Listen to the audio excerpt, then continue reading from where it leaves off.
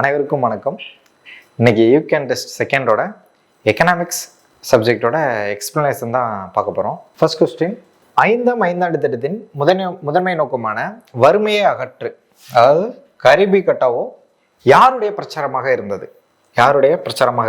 First, ஐந்தாம் ஐந்தாண்டு திட்டம் வந்து எப்போ வந்திருக்கும்னா 1974 to 79 காலகட்டத்தில் தான் ஐந்தாம் ஐந்தாண்டு திட்டத்தை அமல்படுத்தியிருப்பாங்க. அந்த டயத்தில் வந்து யார் வந்து பிரைம் மினிஸ்டராக இருந்தாங்கன்னா இந்திரா காந்தி தான் பிரைம் மினிஸ்டராக வந்து இருந்திருப்பாங்க. இவங்களோட பிரச்சாரமாக தான் வந்து என்ன இருந்துச்சுன்னா வறுமையை வந்து ஒழிக்கணும் அப்படின்னு வந்து சொல்லியிருப்பாங்க. வறுமையை வந்து இந்தியாவில் வந்து ஒழிக்கணும் அப்படின்னு பிரச்சாரமாக அவங்களோட தேர்தல் பிரச்சாரத்திலே வந்து மேற்கொண்டிருப்பாங்க.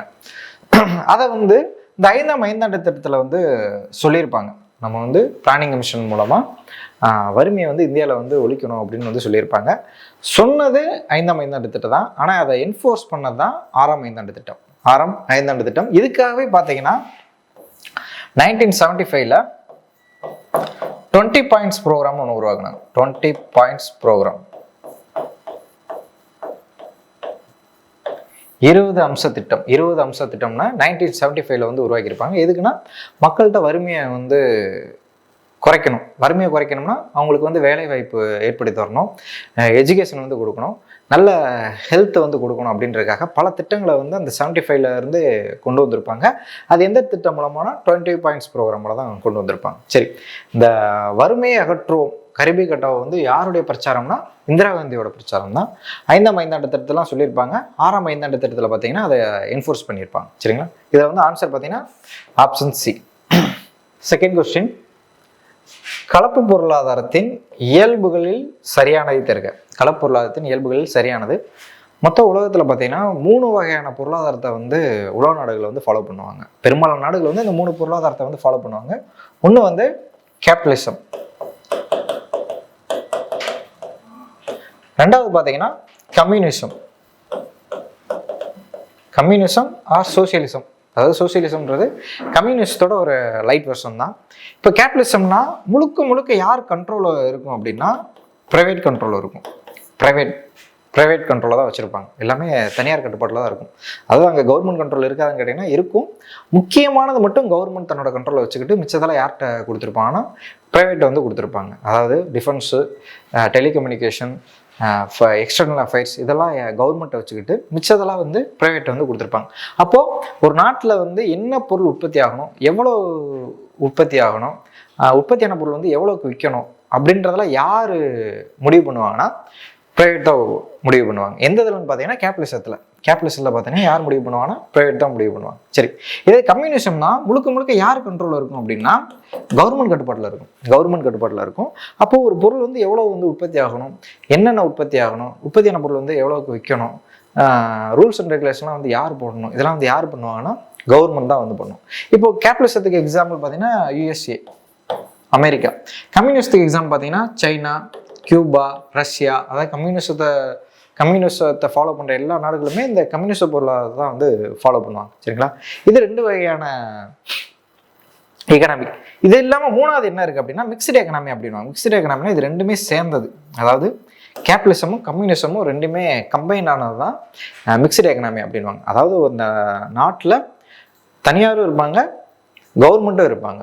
ஒரு ஃபேக்ட்ரின்னு எடுத்துக்கிட்டிங்கன்னா கவர்மெண்ட்டும் ஓன் பண்ணி வச்சுருப்பாங்க, தனியாரும் ஓன் பண்ணி வச்சுருப்பாங்க. ஸ்கூல்ஸ், காலேஜஸ்ன்னு எடுத்துக்கிட்டிங்கன்னா தனியாரும் ஓன் பண்ணியிருப்பாங்க, கவர்மெண்ட்டும் ஓன் பண்ணியிருப்பாங்க. சரிங்களா, 2 பேருமே சேர்ந்து வந்து நடத்துறது. ஏன் வந்து இந்த மிக்ஸ்டு எக்கனாமின்ற ஒன்றை வந்து கையில் எடுத்துட்டோம் அப்படின்னா, இப்போ கேபிட்டலிசம்னா ஒரு நாடு வந்து அதிகமாக வளர்ச்சி அடையும். ஏன்னா அவங்களோட சிந்தனைகள்லாம் யாரை நோக்கி இருக்குன்னா மேல்மட்ட மக்கள் நோக்கி தான் இருக்கும். மேல்மட்ட மக்களுக்கு என்ன தேவையோ அதை தான் வந்து அவங்க வந்து உற்பத்தி பண்ணணும்னு நினைப்பாங்க. ஏன்னா அவங்க தான் பார்த்தீங்கன்னா அதிகமான காசு கொடுத்து வாங்கணும் அப்படின்ற மாதிரி நினைப்பாங்க. சரிங்களா, இப்போ ஒரு கேபிட்டலிசத்தில் பார்த்தீங்கன்னா நாடு வந்து வளர்ச்சி அடையும். ஆனால் சமூக நீதி என்ன வந்து நிலைநாட்ட முடியுமான்னு கேட்டிங்கன்னா நிலைநாட்ட முடியாது. ஏன்னா அவங்க வந்து அடிமட்ட மக்களுக்கு எந்த ஒரு இதுவுமே பண்ண மாட்டாங்க. அடிமட்ட மக்களுக்கு தேவையான எந்த ஒரு இதுவுமே பண்ண மாட்டாங்க. ஃபுல் அண்ட் ஃபுல் பார்வை வந்து மேல்மட்ட மக்கள் நோக்கி தான் வந்து இருக்கும். இதே கம்யூனிசம்னா என்னன்னா அவங்களோட பார்வை கவர்மெண்ட் வந்து என்ன பண்ணும்னா முழுக்க சமூக நீதியை நிலைநாட்டம் தான் நினைக்கும். அடிமட்ட மக்களை நோக்கி மட்டும்தான் அவங்க வந்து திட்டங்களை வந்து வகுத்துட்டு இருப்பாங்க. மேல்மட்ட மக்களை வந்து அவ்வளோக்கா கண்டுக்கிற மாட்டாங்க. சரிங்களா, அப்போது கேபிட்டலிஸ்ட்டை பார்த்தீங்கன்னா ஒரு நாடு வளர்ச்சி அடையும், ஆனால் சமூக நீதியை வந்து நிலைநாட்ட முடியாது. அதே இது கம்யூனிசம் பார்த்தீங்கன்னா சமூக நீதியை வந்து நிலைநாட்ட முடியும், ஆனால் அந்த நாடு வந்து வளர்ச்சி அடையாது. அதனாலே நம்ம என்ன பண்ணுறோம்னா மிக்ஸ்டு எக்கனாமின்னு ஒரு இதை வந்து கொண்டு வந்துட்டோம். மிக்ஸ்டு எக்கனாமினா கேபிட்டலிசம் சோசியலிசம் ஒன்றா இருக்கணும் அப்படின்னு ஒரு எக்கனாமிக் பாலிசியை வந்து கொண்டு வந்துட்டோம். அப்போ என்னன்னா நம்ம நாடு வளர்ச்சி அடையணும், அதுக்கேற்றாப்புல நம்ம சமூக நீதியை வந்து நிலைநாட்டணும் அப்படின்னு வந்து சொன்னாங்க. நாடு வந்து அவ்வளோக்கா வளர்ச்சி அடையாது, ப்ளஸ் வந்து சமூக நீதியும் ரொம்பவும் உள்ள கொண்டு போக முடியாது. ஒரு பேலன்ஸ்டாக வந்து கொண்டு வர்றதுக்காக இந்த மிக்ஸ்டு எக்கனாமின்ற ஒரு பாலிசியை வந்து எடுத்துக்கிட்டாங்க.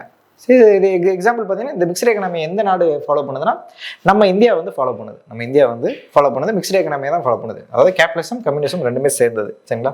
அந்த மிக்ஸ்டு எக்கனாமியோட பண்புல இது சரியானது எதுன்னு கேட்டிருக்காங்க. ஃபர்ஸ்ட் பார்த்தீங்கன்னா எந்த ஒரு எக்கனாமிக் பாலிசியும் பார்த்தீங்கன்னா பொருளாதார திட்டமிடல் பண்ணும், பொருளாதார சிக்கலுக்கு வந்து தீர்வு வந்து பண்ணும். சரிங்களா? ஃபர்ஸ்ட் இது கரெக்ட். அடுத்து வந்து சொத்து மற்றும் உற்பத்தி சாதனங்களின் உரிமம், செகண்ட் கரெக்ட். மூணாவது பார்த்தீங்கன்னா உற்பத்தி மூலங்களின் பொது உரிமம் மற்றும் வருமான சமத்துவம். சரிங்களா? வருமான சமத்துவம் வந்து ஃபுல்லாக பண்ண முடியாது. இது வந்து வருமான சமத்துவம்ன்றது எங்கே பண்ணலாம்னா முழுக்க முழுக்க கம்யூனிஸ்ட் நாளில் மட்டும் தான் பண்ண முடியும். அதாவது கேபிட்டலிசமும் மிக்ஸ்டு எக்கனாமியில் இந்த வருமான சமத்துவம் வந்து பண்ண முடியாது. அப்போது மூணாவது ஸ்டேட்மெண்ட் பார்த்தீங்கன்னா தப்பு, ஃபஸ்ட்டு செகண்ட் மட்டும் கரெக்டு. இப்போ இதில் எது கரெக்ட் மட்டும் பார்த்தீங்கன்னா ஆப்ஷன் ஏ 1 மற்றும் 2 மட்டும் கரெக்ட். Option A. மூணாவது கொஸ்டின், கீழ்காண்பனவற்றில் வரிசைப்படுத்துக. கீழ்காண்பனவற்றை வரிசைப்படுத்துன்னு கேட்டிருக்காங்க. இதில் வருஷத்தோட அடிப்படையில் பார்த்தீங்கன்னா இதை வந்து வரிசைப்படுத்த சொல்லியிருக்காங்க. இப்போ நிதி ஆயோக் பார்த்தீங்கன்னா எப்போ உருவாக்கியிருப்பாங்கன்னா ஜனவரி 1, 2015. மேக் இன் இந்தியா திட்டம் எப்போ கொண்டு வந்திருப்பாங்கன்னா 2014 வந்து கொண்டு வந்திருப்பாங்க. ஆயுஷ்மான் பாரத் பார்த்தீங்கன்னா ஒரு insurance schemes, medical insurance schemes 2018 வந்து கொண்டு வந்திருப்பாங்க. ஜிஎஸ்டி வந்து எப்போ கொண்டு வந்திருப்பாங்கன்னா ஜூலை 1, 2017 வந்து கொண்டு வந்திருப்பாங்க. இப்போ அதுக்கான ஆன்சர் பார்த்தீங்கன்னா 2, 1, 4, 3. 2, 1, 4, 3. Option B. Option B. அடுத்த 4வது கொஸ்டின், கீழ்காண்பனவற்றுள் சரியான இணையை தேர்க. கீழ்காண்பனவற்றுள் சரியான இணையை தேர்க. இதை வந்து டேக்ஸு, அந்த டேக்ஸ் வந்து எந்த ஜிஎஸ்டிக்குள்ளே வருது, ஸ்டேட்டுக்குள்ளே வருதா, சென்ட்ரலுக்குள்ளே வருதா, இல்லை இன்டகிரேட்டட் கூட வருதா அப்படின்னு வந்து பொறுத்த சொல்லியிருக்காங்க. இதில் சிஜிஎஸ்டி அதாவது மத்திய பண்டங்கள் மற்றும் பணிகள் வரி என்ன கொடுத்துருக்காங்கன்னா ஆடம்பர மற்றும் பரிசு சீட்டு வரி அப்படின்னு கொடுத்துருக்காங்க. இது ஆடம்பர வரி வந்து யார் போடுவாங்கன்னா ஸ்டேட்டு தான் வந்து போடும். ஸ்டேட்டு தான் வந்து போடும். ஆனால் பரிசு சீட்டு வரி யார் போடுவாங்கன்னா சென்ட்ரல் போடுவாங்க. பரிசு சீட்டு வரி பார்த்தீங்கன்னா சென்ட்ரல் தான் போடுவாங்க. அதாவது லக்ஸுரி டேக்ஸ் வந்து ஸ்டேட்டு போடும். அதே லாட்ரி டேக்ஸ் வந்து யார் போடுவாங்கன்னா டேக்ஸ் அந்த லாட்ரி வாங்குறப்பையும் ப்ளஸ் வந்து லாட்ரி விழுந்த பின்னாடி ஒரு பல்கான அமௌண்ட் வாங்குவாங்க, அப்பையும் யார் போடுவாங்கன்னா சென்ட்ரல் கவர்மெண்ட் வந்து போட்டுருவாங்க.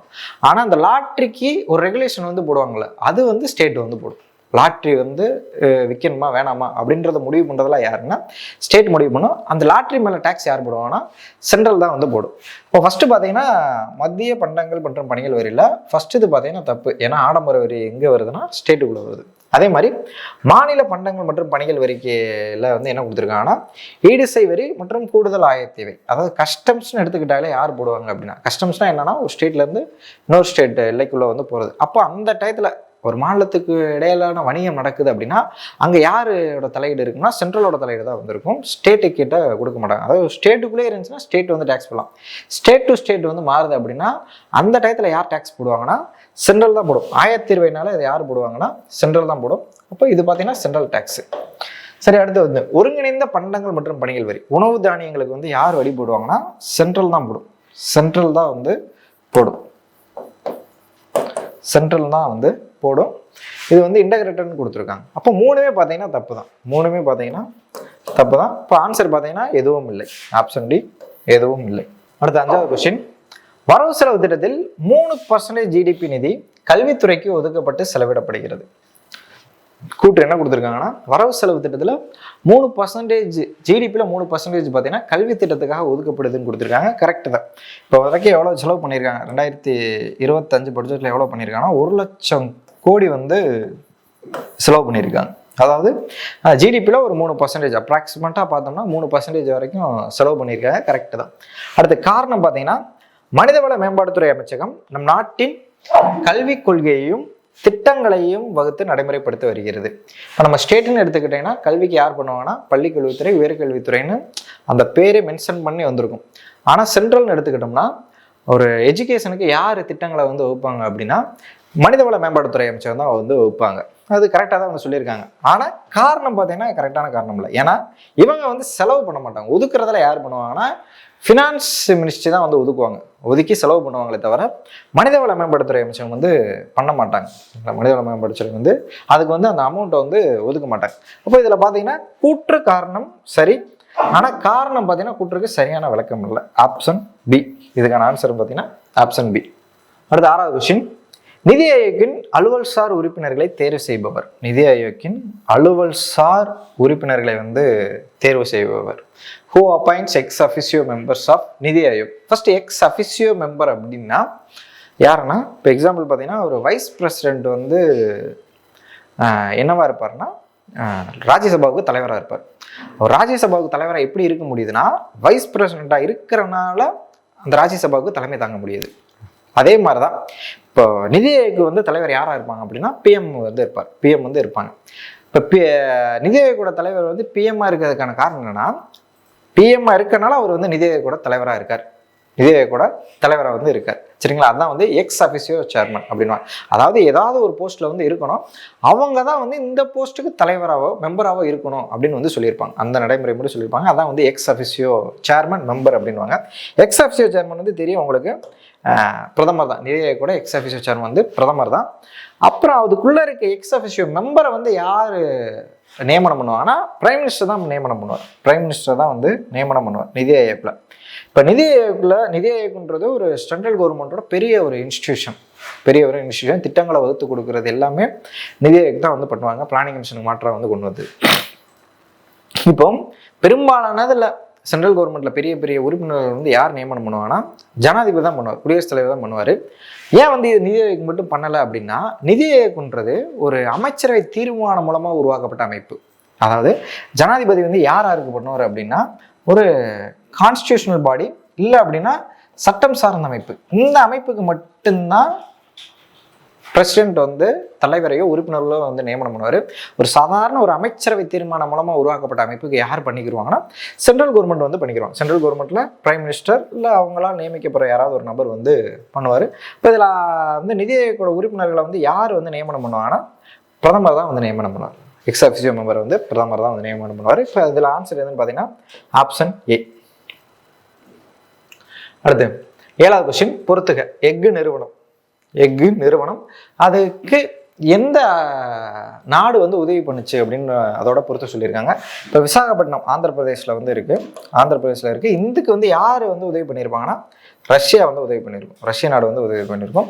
இது இல்லாமல் ரஷ்ய நாடு வந்து 2 நிறுவனத்துக்கும், இது இல்லாமல் மற்ற 2 நிறுவனத்துக்கும் உதவி பண்ணியிருக்கும். எதுன்னு பார்த்தீங்கன்னா பிலால் மத்திய பிரதேஷ். அடுத்து வந்து பொகாரா ஜார்க்கண்ட்.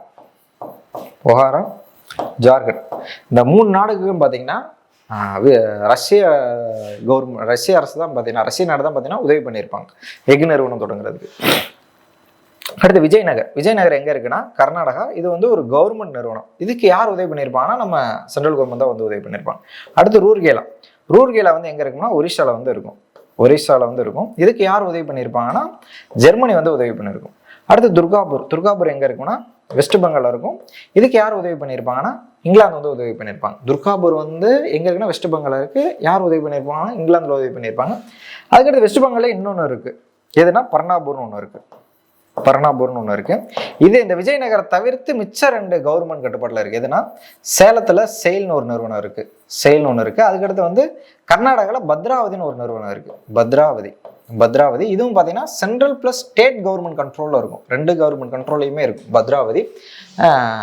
ஃபஸ்ட்டு நாட்டுடைமையாக்கப்பட்ட நிறுவனமும் இதுதான், பத்ராவதி தான். சரி, இதில் எது ஆன்சர்னு பார்த்தீங்கன்னா விசாகப்பட்டினம் ரஷ்யா, விஜயநகரம் வந்து இந்தியா. 3-2-1-4 option D.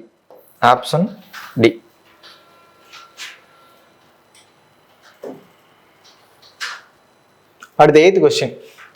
நுகர்வோரின் விருப்பங்களை நிறைவு செய்வதற்கான பொருட்களையும் பணிகளையும் தயாரிக்கும் உற்பத்தியாளர்கள் பணியாளர்களுக்கு இடையே உள்ள கூட்டுறவே பொருளாதார அமைப்பு என கூறியவர் அப்படின்னா ஜே.ஆர். ஹெக்ஸ் இவர் தான் வந்து கூறியிருப்பாரு. Option A. அடுத்து 9வது கொஸ்டின். 1991 புதிய தொழில் கொள்கையால் இந்தியாவில் ஏற்பட்ட மாற்றங்களில் தவறானது. அதாவது தொழில் கொள்கை பார்த்தீங்கன்னா 1991 வந்து உருவாக்கியிருப்பாங்க. எதன்னா எல்பிஜின்னு ஒன்று இன்ட்ரடியூஸ் பண்ணியிருப்பாங்க. எல்பிஜி ரொம்ப ரொம்ப முக்கியமான ஒரு இண்டஸ்ட்ரியல் பாலிசி. இதுக்கு பின்னாடி தான் நம்ம நாட்டோட பொருளாதாரம் கொஞ்சம் மேலே வர ஆரம்பிச்சிச்சு. எல்பிஜின்னு ஒன்று. எல்பிஜினா லிபரலைசேஷன், ப்ரைவேட்டைசேஷன், குளோபலைசேஷன். லிபரலைசேஷன்னா முன்னாடி 91க்கு முன்னாடி நம்ம இந்தியாவில் ஏதாவது இண்டஸ்ட்ரியல் ஆரம்பிக்கணும் அப்படின்னா அதில் ப்ரைவேட் வந்து தனியார் வந்து ஒரு இண்டஸ்ட்ரியல் ஆரம்பிக்கணும்னா அதுக்கு மேலே ஒரு பல ரூல்ஸ் அண்ட் ரெகுலேஷனை வந்து கவர்மெண்ட் வந்து போடுவாங்க. ஆனால் 91க்கு முன்னாடி பார்த்தீங்கன்னா அதை வந்து லிபரல் பண்ண ஆரம்பிச்சிட்டாங்க. முன்னாடிலாம் லைசன்ஸ் வாங்கணும், அந்த லைசன்ஸ் வாங்குறதுக்கு பல படிநிலைகளை கடக்கணும், நிறைய கையூட்டு வந்து கொடுக்கணும். இப்போ 91க்கு முன்னாடி பார்த்தீங்கன்னா அந்த லைசன்ஸ்ன்ற ஒரு மெத்தடே வந்து என்ன பண்ணிட்டாங்கன்னா கேன்சல் பண்ணிட்டாங்க. லைசன்ஸ்ன்ற ஒரு மெத்தடே பார்த்தீங்கன்னா கேன்சல் பண்ணிட்டாங்க. டி லைசன்ஸ்னு ஒன்று கொண்டு வந்துட்டாங்க. லைசன்சிங்னு ஒன்று கொண்டு வந்தாங்க. லைசன்சிங். அதுக்கடுத்து பார்த்தீங்கன்னா ப்ரைவேட்டைசேஷன்னா 91க்கு முன்னாடி பார்த்தீங்கன்னா எல்லா இண்டஸ்ட்ரீஸுமே யார் கண்ட்ரோலில் இருக்கும்னா கவர்மெண்ட் கண்ட்ரோலில் தான் இருக்கும். அதில் நிறைய கம்பெனிஸ் பார்த்தீங்கன்னா நட்டத்தில் வந்து இயங்கிட்டு இருந்துச்சு. அது 91க்கு முன்னாடி என்ன பண்ண ஆரம்பித்தாங்கன்னா ப்ரைவேட்டுக்கு வந்து கொடுக்க ஆரம்பித்தாங்க. நட்டத்தில் இயங்குகிற துறைகளையும் வந்து என்ன பண்ணாங்கன்னா ப்ரைவேட்டுக்கு வந்து கொடுக்க ஆரம்பித்தாங்க. அதுக்கடுத்து குளோபலைசேஷன்னா நிறைய வெளிநாட்டு கம்பெனிகளை உள்ள வர வச்சாங்க. அதான் எஃப்டிஐன்னு வாங்க, ஃபாரின் டைரக்ட் இன்வெஸ்ட்மெண்ட்னு. 91க்கு முன்னாடி பார்த்தீங்கன்னா இந்தியாவுக்குள்ளே இருக்க கம்பெனி பார்த்தீங்கன்னா மேக்ஸிமம் இந்தியன் சார்ந்த கம்பெனியாக தான் இருக்கும். ஃபாரின் கம்பெனிஸ் எதையுமே வந்து அலோவ் பண்ண மாட்டாங்க. 91க்கு முன்னாடி நிறைய ஃபாரின் கம்பெனிஸை வந்து உள்ளே அலோவ் பண்ணாங்க. அதான் பார்த்தீங்கன்னா குளோபலைசேஷன் அப்படின்னாங்க. இப்போ என்னென்ன பண்ணியிருப்பாங்கன்னா என்னென்ன சீர்திருத்தம் கொண்டு வந்திருப்பாங்கன்னா 91ல் லைசன்சிங் பண்ணியிருப்பாங்க. லைசன்சிங்னா நீ லைசன்ஸ் வாங்கணும்னு அவசியம் இல்லை. அப்போ டைரெக்டாக வந்து ப்ரைவேட் வந்து இந்தியாவுக்குள்ளே வந்து கம்பெனி ஆரம்பிக்கலாம். அதுக்கடுத்து ரிசர்வேஷனை கேன்சல் பண்ணியிருப்பாங்க. ரிசர்வேஷன்னா முன்னாடி சில தொழில்களை வந்து கவர்மெண்ட் வந்து ரிசர்வ் பண்ணி வச்சுருக்கோம். இது நாங்கள் மட்டும் தான் பண்ணுவோம், ப்ரைவேட் வந்து இதில் வந்து எந்த ஒரு தலையிடுமே இருக்கக்கூடாது அப்படின்னு சொல்லியிருப்பாங்க. அந்த ரிசர்வேஷனை என்ன பண்ணியிருப்பாங்கன்னா கேன்சல் பண்ணியிருப்பாங்க. அதுக்கடுத்து எம்ஆர்டிபின்னு ஒரு ஆக்ட் வந்து ஒழிச்சிருப்பாங்க. எம்ஆர்டிபி 1969. இந்த ஆக்ட் என்ன சொல்லும்னா ஒரு துறை வந்து ஒரு கம்பெனி வந்து மோனோபோலியாக உருவெடுத்துச்சுன்னா அந்த கம்பெனி மட்டும்தான் ஆதிக்கம் செலுத்துச்சுன்னா அந்த கம்பெனி என்ன பண்ணுவாங்கன்னா கண்காணித்து அது மேலே அதிகமான வரியை வந்து சுமத்துவாங்க.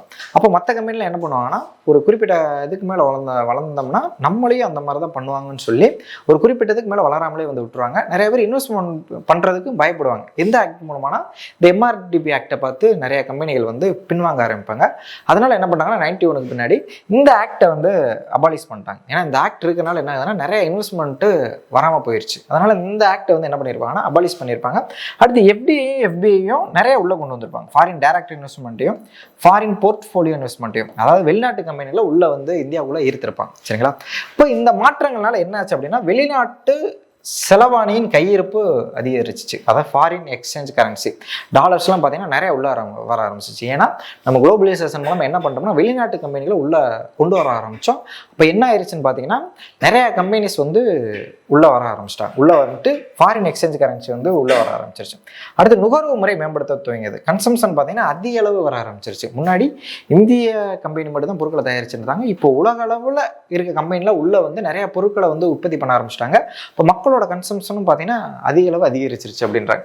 அடுத்து ஏற்றத்தாழ்வு குறைந்து சமூக நலன் அதிகரிச்சிருச்சு. சரி, எல்பிஜினால நாடு முன்னேறிச்ச தவிர ஏற்றத்தாழ்வு வந்து குறைஞ்சு சமூக நலன் வந்து அதிகரிக்கல. சமூக நலன் பார்த்தீங்கன்னா ரொம்ப பாதிப்படைஞ்சிச்சு. ஏன்னா 91க்கு முன்னாடி பார்த்தீங்கன்னா கவர்மெண்ட் கண்ட்ரோல் இருந்துச்சு. அப்போ அந்த கவர்மெண்ட்டு சமூக நலனை வந்து பாதுகாத்துச்சு, அடிமட்ட மக்களுக்கு அதிகமான முக்கியத்துவம் கொடுத்துச்சு.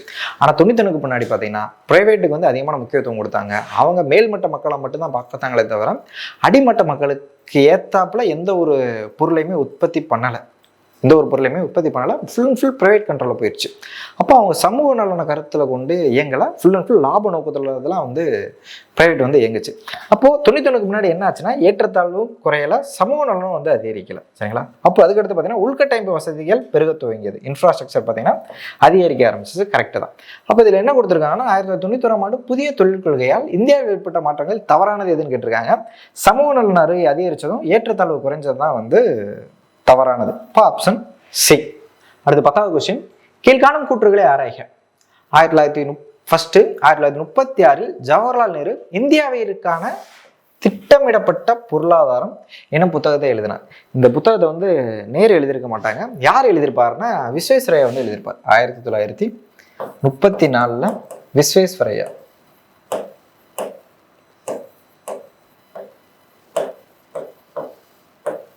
விஸ்வேஸ்வரையா 10 ஆண்டு திட்டமிடல்ன்ற ஒரு இதில் இந்தியாவிற்கான திட்டமிடப்பட்ட பொருளாதாரம்னு நூலை வந்து எழுதியிருப்பார். 10 ஆண்டுக்கான திட்டம்னு சொல்லி எழுதியிருப்பார். இப்போ இவர் வந்து நேரு வந்து எழுதியிருக்க மாட்டார். எப்போ எழுதியிருப்பாருன்னா 34 வந்து எழுதியிருப்பார், 1934. இப்போ ஃபர்ஸ்ட் கூட்டு பார்த்தீங்கன்னா தப்பு. செகண்ட் பார்த்தீங்கன்னா 1938 சுபாஷ் சந்திர போஸ் முயற்சியால் தேசிய திட்டக்குழு உருவாக்கப்பட்டது. கரெக்டு தான். 38 நேருவோட சப்போர்ட் பண்ணது யார் அப்படின்னா இவர் தான், சுபாஷ் சந்திர போஸ் தான் சப்போர்ட் பண்ணியிருப்பார் திட்டக்குழு வந்து உருவாக்குறது. செகண்ட் ஸ்டேட்மெண்ட் பார்த்தீங்கன்னா கரெக்ட். அடுத்து மூணாவது பார்த்தீங்கன்னா 1950 நாராயணன் அகர்வால் அவர்கள் சர்வோதயா திட்டம் முன்மொழியப்பட்டது. நாராயணன் அகர்வால்ன்றது எஸ்என் அகர்வால் அப்படின்வாங்க. நாராயணன் அகர்வால் அவர் வந்து எப்போ வந்து திட்டத்தை உருவாக்கியிருப்பாருன்னா 44 வந்து உருவாக்கியிருப்பார், காந்திய திட்டம்னு. ஆனால் சர்வோதயா திட்டம் வந்து யார் உருவாக்கியிருப்பாங்கன்னா ஜேபி நாராயணன் வாங்க. ஜேபி நாராயணன், நாராயணன் அகர்வால் வந்து இல்லை, ஜேபி நாராயணன் வாங்க. ஜேபி நாராயணன் சர்வோதயா திட்டம் அப்படின்வாங்க. நாராயணன் அகர்வால் வந்து என்ன சொல்லியிருப்பாருன்னா காந்திய திட்டத்தை தான் ஃபாலோ பண்ணுவார். அதில் வேளாண்மை சார்ந்து நம்மளோட பொருளாதாரம் வந்து இருக்கணும் அப்படின்னு ரெக்கமெண்ட் பண்ணியிருப்பார். ஆனால் ஜேபி நாராயணன் என்ன சொல்லுவார்னா அவரும் காந்திய கொள்கையை தான் ஃபாலோ பண்ணுவார். காந்திய கொள்கையில் ஒரு பகுதி தான் என்னன்னா சர்வோதயா திட்டம்னுவாங்க. அது சர்வோதயா திட்டம் என்ன சொல்லுதுன்னா வேளாண்மையோட சேர்ந்து குடிசை தொழில்களையும் என்ன பண்ணணும், நம்ம முன்னேற்ற மாதிரி நம்மளோட பொருளாதாரத்தை வடிவமைக்கணும் அப்படின்னு வந்து சொல்லியிருப்பாங்க. சரிங்களா? சரி, அப்போ மூணாவது ஸ்டேட்மெண்ட்டும் பார்த்தீங்கன்னா தப்பு. 1 3 தப்பு, 2 மட்டும் கரெக்டு. இப்போ இதில் எது ஆன்சர் பார்த்தீங்கன்னா 1 மற்றும் 3 தவறு, 2 சரி. Option D.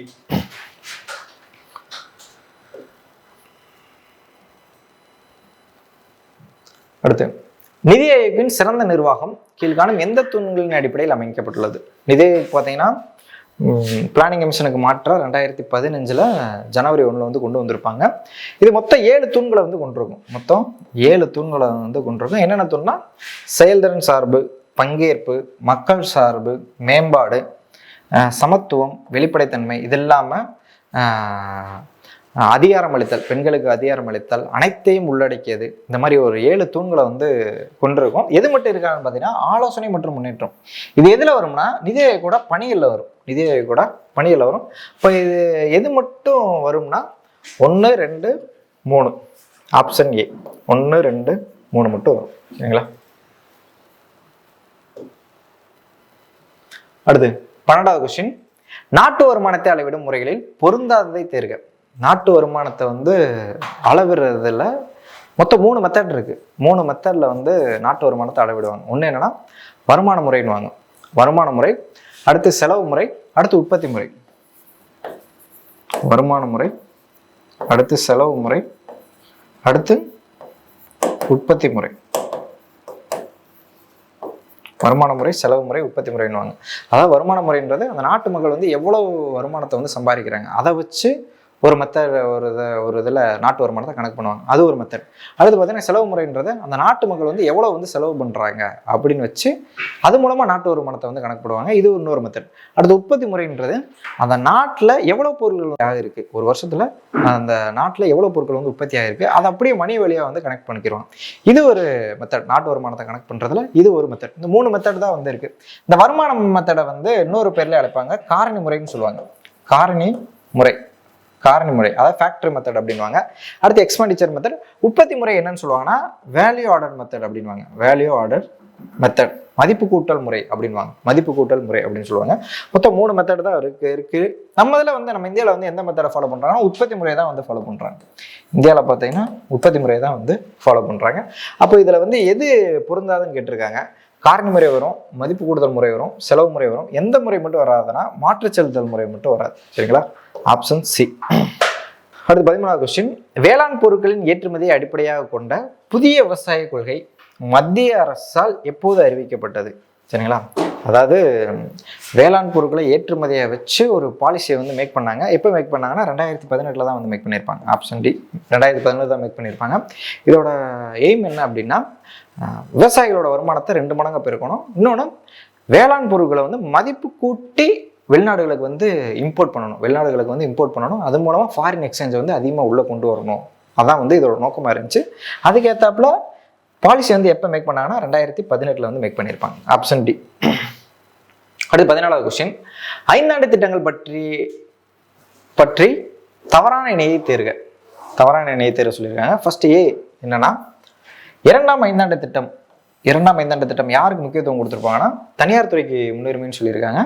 ரெண்டாம் ஐந்தாண்டு திட்டம் வந்து யாருக்கு முக்கியத்துவம் கொடுத்துருப்பாங்கன்னா இண்டஸ்ட்ரீஸ்க்கு வந்து முக்கியத்துவம் கொடுத்துருப்பாங்க. இண்டஸ்ட்ரீஸ் வந்து முக்கியத்துவம் கொடுத்துருப்பாங்க. இண்டஸ்ட்ரீஸில் கவர்மெண்ட் இண்டஸ்ட்ரீஸ்க்கு முக்கியத்துவம் கொடுத்துருப்பாங்க. அதாவது இண்டஸ்ட்ரீஸ் வந்து இருக்கணும், ஆனால் அது ஃபுல்லாக யார் கண்ட்ரோலில் இருக்கணும்னா கவர்மெண்ட் கட்டுப்பாட்டில் இருக்கணும் அப்படின்னு வந்து சொல்லியிருப்பாங்க. மொத்தம் 3 பாலிசி வந்து இந்தியாவில் இண்டஸ்ட்ரியல் பாலிசி கொண்டு வந்திருப்பாங்க. ஃபர்ஸ்ட் பாலிசி 1948 ஏப்ரல் 6 கொண்டு வந்திருப்பாங்க. அதில் எதுக்கு முக்கியத்துவம் கொடுத்துருப்பாங்கன்னா கவர்மெண்ட் ப்ளஸ் தனியார் ரெண்டுக்குமே முக்கியத்துவம் வந்து கொடுத்துருப்பாங்க. அடுத்து செகண்ட் இண்டஸ்ட்ரியல் பாலிசி எப்போ கொண்டு வந்திருப்பாங்கன்னா 56 வந்து கொண்டு வந்திருப்பாங்க. மகாலானோபிஸ் மாதிரி அடிப்படையாக வச்சு செகண்ட் பாலிசி 56 கொண்டு வந்திருப்பாங்க. இதில் எதுக்கு முக்கியத்துவம் கொடுத்துருப்பாங்கன்னா சோசியலிசத்துக்கு வந்து முக்கியத்துவம் கொடுத்துருப்பாங்க. சோசியலிசம்னா முன்னாடி கவர்மெண்ட்டுக்கு பிரைவேட்டுக்கு முக்கியத்துவம் கொடுத்தோம். இப்போ செகண்ட் இண்டஸ்ட்ரியல் பாலிசியில் முழுக்க கவர்மெண்ட் கண்ட்ரோலில் இருக்கணும் அப்படின்னு வந்து நினச்சி ஒரு பாலிசியை வந்து மேக் பண்ணியிருப்போம். சரிங்களா? அப்போது இதில் வந்து தனியாருக்கு முக்கியத்துவம் கொடுத்துருன்னு சொல்லியிருக்காங்க. தனியாருக்கு முக்கியத்துவம் கொடுத்துருக்க மாட்டோம், இண்டஸ்ட்ரீஸ்க்கு முக்கியத்துவம் கொடுத்துருப்போம். அந்த இண்டஸ்ட்ரீஸ் யார் கண்ட்ரோலில் இருக்குன்னு நினச்சிருப்போம்னா கவர்மெண்ட் கட்டுப்பாட்டில் வந்து இருக்கணும் அப்படின்னு நினச்சி உருவாக்கியிருப்போம். சரிங்களா? இப்போ இது வந்து தப்பு. இது வந்து எதுன்னா இண்டஸ்ட்ரீஸ்க்கு வந்து முக்கியத்துவம் வந்து கொடுத்துருப்பாங்க. இண்டஸ்ட்ரீஸ் வந்து முக்கியத்துவம் கொடுத்துருப்பாங்க. அது யார் கண்ட்ரோலில் இருக்குன்னு நினச்சிருப்பாங்கன்னா கவர்மெண்ட் கட்டுப்பாட்டில் இருக்கணும்னு நினச்சிருப்பாங்க. சரிங்களா? அப்போ ஃபர்ஸ்ட் ஸ்டேட்மெண்ட் பார்த்தீங்கன்னா தப்பு, தவறான இணை. அடுத்து சுதந்திரமான பொருளாதாரம் சொந்த முன்னேற்றம் எந்த ஐந்தாண்டு திட்டம் தான்? 3வது ஐந்தாண்டு திட்டம். 3வது ஐந்தாண்டு திட்டம், 4வது ஐந்தாண்டு திட்டம் ரெண்டுமே பார்த்தீங்கன்னா சுயசார்பு பொருளாதாரத்தை பற்றி சொல்லியிருக்கோம். இப்போ செகண்ட் ஸ்டேட்மெண்ட் பார்த்தீங்கன்னா கரெக்ட்.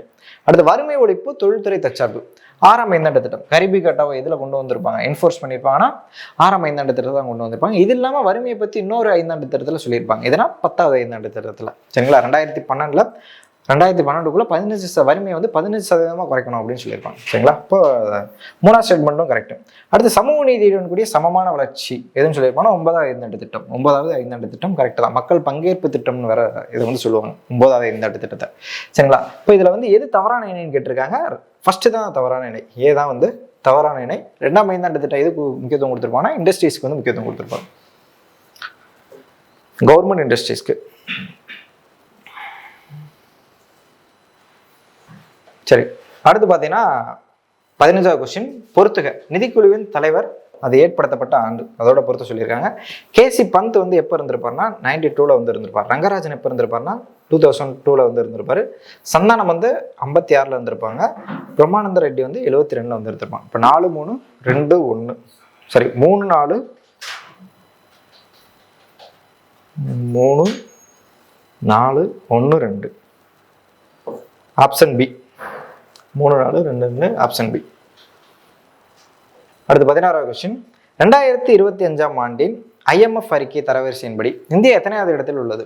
இந்தியா வந்து ஜிடிபியில் உலகத்தில் நம்ம இந்தியா வந்து பொருளாதாரத்தில் எத்தனையாவது நாடாக இருக்குது அப்படின்னு IMF வந்து ரிப்போர்ட் வந்து சப்மிட் பண்ணியிருக்காங்க. அதில் நம்ம எத்தனாவது இடத்துல இருக்குது அப்படின்னா 4வது இடத்துல இருக்கும். 4வது இடத்துல வந்து இருக்கும். இன்னைக்கு கூட நிதி கூட சிஇஓ வந்து சொல்லியிருப்பாங்க, PVR சுப்பிரமணியம் அவர்கள் வந்து சொல்லியிருப்பாங்க, நம்ம இந்தியா வந்து 4வது இடத்துக்கு வந்து முன்னேறிச்சு. நம்ம புக் டேட்டா பிரகாரம் பார்த்தோம்னா 7வது இடத்துல வந்துருக்கும். அதுக்கடுத்து பார்த்தீங்கன்னா 5வது இடத்துக்கு வந்திருக்கும். இப்போ பார்த்தீங்கன்னா IMF-ஓட கூற்று பிரகாரம் 4வது இடத்துக்கு தாவிருச்சு. சரிங்களா? இப்போ நம்ம எத்தனை $1 ட்ரில்லியன் வச்சிருக்கோம்னா 4.19 trillion. 4.19 trillion dollar. 4.1 trillion dollar. இது இப்போ வந்து முன்னேறிக்கும். 5th எது இருக்குன்னா ஜப்பான் இருக்கு. ஜப்பான் வந்து 4.18 ட்ரில்லியன் டாலர்ல இருக்கு. 4.18 ட்ரில்லியன் டாலர்ல இருக்கு. முன்னாடி ஜப்பான் தான் வந்து இருந்துச்சு. அதை வந்து இப்போ பீட் பண்ணிட்டு நம்ம என்ன பண்ணுறோம்னா 4வது இடத்துக்கு வந்திருக்கோம். 2028க்குள்ள நம்ம எத்தனாவது இடத்துக்கு முன்னேறுவோம்னா 3வது இடத்துக்கு முன்னேறுவோம் அப்படின்னு சொல்லியிருக்காங்க. 2028க்குள்ள 3rd பிளேஸ் வந்துருவோம். 3rd பிளேஸ் வந்தா, அதாவது ஜெர்மனியை பீட் பண்ணிட்டு 3வது இடத்துக்கு வந்துருவோம் அப்படின்னு சொல்லியிருக்காங்க. ஃபர்ஸ்ட் பிளேஸ்ல எது இருக்காங்க, யார் இருக்காங்கன்னா அமெரிக்கா வந்து இருக்காங்க. 30 ட்ரில்லியன் டாலர்ல ஃபர்ஸ்ட் இடத்துல இருக்காங்க. செகண்ட் வந்து சைனா வந்து 19 ட்ரில்லியன் டாலர்ல செகண்ட் பிளேஸ்ல வந்து இருக்காங்க. தேர்ட்ல வந்து ஜெர்மனி வந்து 4.8 ட்ரில்லியன் டாலர்ல 3rd பிளேஸ்ல இருக்காங்க. 4th பார்த்தீங்கன்னா நம்ம இந்தியா வந்துருச்சு, 4.19 ட்ரில்லியன் டாலர்ல வந்துட்டாங்க. 5th பார்த்தீங்கன்னா ஜப்பான் வந்து 4.18 ட்ரில்லியன் டாலர்ல வந்து இருக்காங்க. 2028க்குள்ள நம்ம 3rd பிளேஸ் போயிடுவோம் அப்படின்னு வந்து சொல்லியிருக்காங்க. 3rd பிளேஸ் வந்து ஜெர்மனியை பீட் பண்ணிட்டு போயிடுவோம் அப்படின்னு சொல்லிட்டாங்க. நம்ம ஒரு இலக்கு வந்து வச்சிருந்தோம், 2025க்குள்ள $5 ட்ரில்லியன் வந்து அட்டைன் பண்ணணும் அப்படின்னு. $5 ட்ரில்லியன் டாலரை வந்து அட்டைன் பண்ணணும் அப்படின்னு இலக்கு வச்சுருந்தோம்.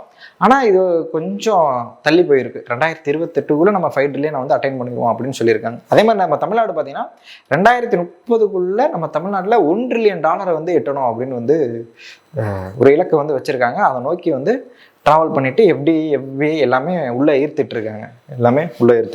சரிங்களா? இப்போ 2025 ஆண்டு IMF அறிக்கையின்படி இந்தியா வந்து எத்தனையாவது இடத்துல இருக்குது அப்படின்னா 4வது இடத்துல இருக்குது. Option C. அடுத்து 17வது கொஸ்டின், இந்தியாவின் பிறப்பு மற்றும் இறப்பு விகிதம் பற்றியவற்றில் சரியானதை தேர்க அப்படின்னு கொடுத்துருக்காங்க. சரிங்களா? 2011 சென்சஸ் பிரகாரம் கேட்டிருக்காங்க. மேற்கு வங்காளம் மிக குறைந்த இறப்பு விகிதத்தை கொண்டுள்ளது. கரெக்டு. மேற்கு வங்காளம் பார்த்தீங்கன்னா மிக குறைந்த இறப்பு விகிதம் தான் கொண்டிருக்கு. மேற்கு வங்கம் வந்து குறைந்த இறப்பு விகிதமும், ஒரிசா வந்து அதிக இறப்பு விகிதத்தையும் வச்சிருக்கும். ஒரிசா வந்து அதிக இறப்பு விகிதம்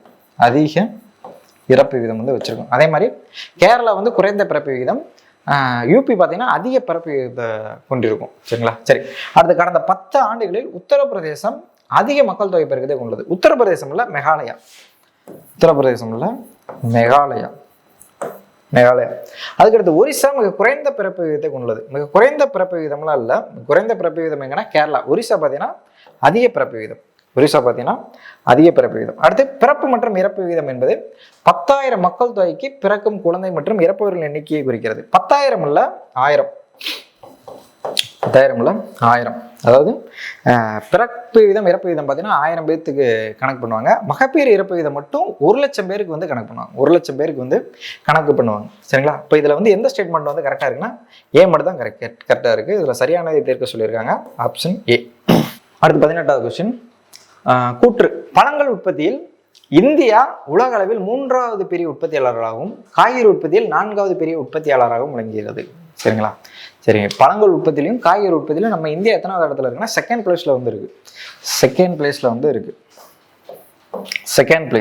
பழங்கள் உற்பத்திலும் காய்கறி உற்பத்திலும் நம்ம செகண்ட் பிளேஸ்ல வந்து இருக்கு. சரிங்களா? அடுத்து காரணம் பார்த்தீங்கன்னா 1955 ஆண்டு அத்தியாவசிய பொருட்கள் சட்டம், இன்றியமையா பொருட்கள் சட்டம் 3வது பிரிவின்படி குளிர்பதன கிடங்கு ஆணை 1964 ஆண்டு ஏற்படுத்தப்பட்டது. சரிங்களா? நம்ம ஸ்டோர் பண்ணி வச்சு, அதாவது காய்கறியும் பழங்களும் பார்த்தீங்கன்னா அதுக்குன்னு ஒரு குறிப்பிட்ட காலங்கள் வந்து இருக்கு. அது தாண்டிடுச்சு அப்படின்னா அது கெட்டு போக ஆரம்பிச்சோம். சரி, அது தடுக்கிறதுக்காக என்ன பண்ணாங்கன்னா குளிர்பதன கிடங்கு ஆணைன்னு போட்டு அதை வந்து உருவாக்குனாங்க. அதுக்கேற்றாப்புல இன்ஃப்ராஸ்ட்ரக்சர் வந்து உருவாக்குனாங்க. அது குளிர்பதன கிடங்கு ஆணை வந்து எப்போ போட்டாங்கன்னா 1964. எந்த சட்டம் பிரகாரம்னா அத்தியாவசிய பொருட்கள் சட்டம் 1955 பிரகாரம் தான் வந்து போட்டாங்க. சரிங்களா? அப்போ வந்து காரணம் ரைட்டு, கூற்று பார்த்தீங்கன்னா தப்பு. சரிங்களா? காரணம் ரைட்டு, கூற்று தப்பு. அப்போ ஆப்ஷன் டி, கூற்றுது வந்து தவறு, காரணம் சரி. சரிங்களா? Option D. அடுத்து 19வது கொஸ்டின், 101வது அரசியலமைப்பு சட்டத்திருத்தத்தின் மூலம் புதிதாக சேர்க்கப்பட்ட விதிகளில் பொருந்தாதை தேர்க. 101வது சட்டத்திருத்தம் வந்து என்ன சொல்லுது அப்படின்னா 2017 வந்து கொண்டு வந்திருப்பாங்க. 2017 என்னன்னா ஜிஎஸ்டி தான். 2017 ஜூலை 1 முன்னாடி, ஜூலை 1ல இருந்து அமலுக்கு வந்திருக்கும். அதாவது நாடு ஃபுல்லா ஒரே மாதிரியான வரியை கொண்டு வந்திருப்பாங்க. அதான் வந்து goods and service tax July 1ல வந்திருக்கும். அதுல திருத்தம் வந்து கொண்டு வந்தாங்க. கான்ஸ்டியூஷன்ல அமெண்ட்மெண்ட் கொண்டு வந்தாங்க. அந்த திருத்தத்துல இதுல கேள்விக்கான 4 விதிகளில் எந்த விதி வந்து பொருந்தாதுன்னு கேட்டிருக்காங்க. எந்த விதினா 268 தான். 268 இது டேக்ஸ் சம்பந்தமான விதி தான். பட் ஜிஎஸ்டி அமெண்ட்மெண்ட் பண்ணப்போ கொண்டு வரல. இது எப்போ கொண்டு வந்திருப்பாங்கன்னா 88வது கான்ஸ்டியூஷன் அமெண்ட்மெண்ட் ஆக்ட் 2003 வந்து கொண்டு வந்திருப்பாங்க, ஜாயின் பண்ணியிருப்பாங்க. 268 மிச்சம் 3 பார்த்தீங்கன்னா இந்த 101வது அமெண்ட்மெண்ட்ல தான் கொண்டு வந்திருப்பாங்க. விதி 279A, விதி 269A, விதி 246A. இது வந்து ஜிஎஸ்டிக்கு வந்து ஒரு ஸ்பெஷல் ப்ரொவிஷன் வந்து கொடுப்பாங்க. அதாவது ஜிஎஸ்டி சம்பந்தமான சட்டங்களை வந்து ஸ்டேட்டும் ஏற்றலாம், சென்ட்ரலும் வந்து ஏற்றலாம் அப்படின்னு வந்து அதிகாரத்தை கொடுத்தது எதுன்னு பார்த்தீங்கன்னா 246A. 279A என்ன சொல்லியிருக்கோம்னா ஜிஎஸ்டி கவுன்சிலை பற்றி சொல்லியிருக்கோம். ஜிஎஸ்டி கவுன்சில்னா ஜிஎஸ்டியில் 5 ஸ்லாப் இருக்கும். 0, 5, 12, 18, 28ன்னு. இந்த 5 ஸ்லாப்ல என்னென்ன பொருள் போகணும், என்னென்ன பொருள் வந்து வெளியே வரணும், இல்லை ஸ்லாப் விட்டு ஸ்லாப் வந்து எந்தெந்த பொருளை வந்து மாற்றணும் அப்படின்ற முடிவு பண்ணுறது யாருன்னா ஜிஎஸ்டி கவுன்சில் தான். அந்த கவுன்சிலை பற்றி சொல்கிற விதி தான் பார்த்தீங்கன்னா 279A. 269A எது சொல்லுதுன்னு பார்த்தீங்கன்னா யார் வந்து எந்த பொருள் மேலே டேக்ஸ் போடணும், அது யார் கலெக்ட் பண்ணணும், யார் வந்து அப்ரோப்ரியேட் பண்ணணும் அப்படின்ற சொல்கிறது எதுன்னு பார்த்தீங்கன்னா 269A. அதாவது ஸ்டேட் டு ஸ்டேட் வந்து மாறிச்சுன்னா இன்டர்ஸ்டேட் வணிகம், ஸ்டேட் டு ஸ்டேட் வந்து ஒரு பொருள் போச்சு அப்படின்னா அந்த பொருள் மேலே யார் டேக்ஸ் போடுவா, யார் கலெக்ட் பண்ணுவா, யார் அப்ராப்ரியேட் பண்ணுவான் அப்படின்ற சொல்லுதுன்னு பார்த்தீங்கன்னா 269A. இந்த மூணும் பார்த்தீங்கன்னா 246A, 279A, 269A, இந்த மூணும் 101ஆவது அமெண்ட்மெண்ட்லாம் சேர்த்திருப்பாங்க. எது மட்டும் சேர்த்திருக்க மாட்டாங்கன்னா இந்த பி மட்டும் சேர்த்திருக்க மாட்டாங்க. பி மட்டும் எப்போ சேர்த்திருப்பாங்கன்னா 88வது கான்ஸ்டியூஷன் அமெண்ட்மெண்ட் ஆக்ட் 2003 வந்து ஜாயின் பண்ணியிருப்பாங்க. இப்போ இதில் ஆன்சர் எதுன்னு பார்த்தீங்கன்னா ஆப்ஷன் பி 268A. அடுத்து 20வது கொஸ்டின், இந்தியாவில் கலப்பு பொருளாதாரத்தை அறிமுகப்படுத்தலை முக்கிய நோக்கமாக கொண்ட தொழில் கொள்கை. சரிங்களா, மொத்தம் 6 கொள்கை வந்து வந்திருக்கும். இண்டஸ்ட்ரியல் பாலிசி வந்து முக்கிய 6 கொள்கை, அதாவது 48, 56, 77, 80, இது இல்லாமல் 90, 91 6 தொழில் கொள்கை வந்து கொண்டு வந்திருப்பாங்க. இதில் 48 ஏப்ரல் 6 பார்த்தீங்கன்னா ஃபர்ஸ்ட் தொழில் கொள்கை கொண்டு வந்திருப்பாங்க. இதுக்கு எதுக்கு முக்கியத்துவம் கொடுத்துருப்பாங்கன்னா மிக்சட் எக்கனாமிக்கு வந்து முக்கியத்துவம் கொடுத்துருப்பாங்க. மிக்சட் எக்கனாமி கலப்பு பொருளாதாரத்துக்கு முக்கியத்துவம் கொடுத்துருப்பாங்க. செகண்ட் தொழில் கொள்கை பார்த்தீங்கன்னா எதுக்கு முக்கியத்துவம் கொடுத்துருப்பாங்கன்னா சோசியலிசத்துக்கு வந்து முக்கியத்துவம் கொடுத்துருப்பாங்க. சோசியலிசத்துக்கு வந்து முக்கியத்துவம் கொடுத்துருப்பாங்க. மூணாவது வந்து ஜூலை 24, 1991 ஜூலை 24 வந்து கொண்டு வந்திருப்பாங்க. இது எதுக்கு முக்கியத்துவம் கொடுத்துருப்பாங்கன்னா எல்பிஜி, அதாவது எல்லாத்தையும் தனியாருக்கு வந்து அதிகமான முக்கியத்துவம் கொடுக்கறதுக்கு, தனியாருக்கு வந்து அதிகமான முக்கியத்துவம் வந்து கொடுத்துருப்பாங்க, தனியார் தொழிற்சாலைகளுக்கு.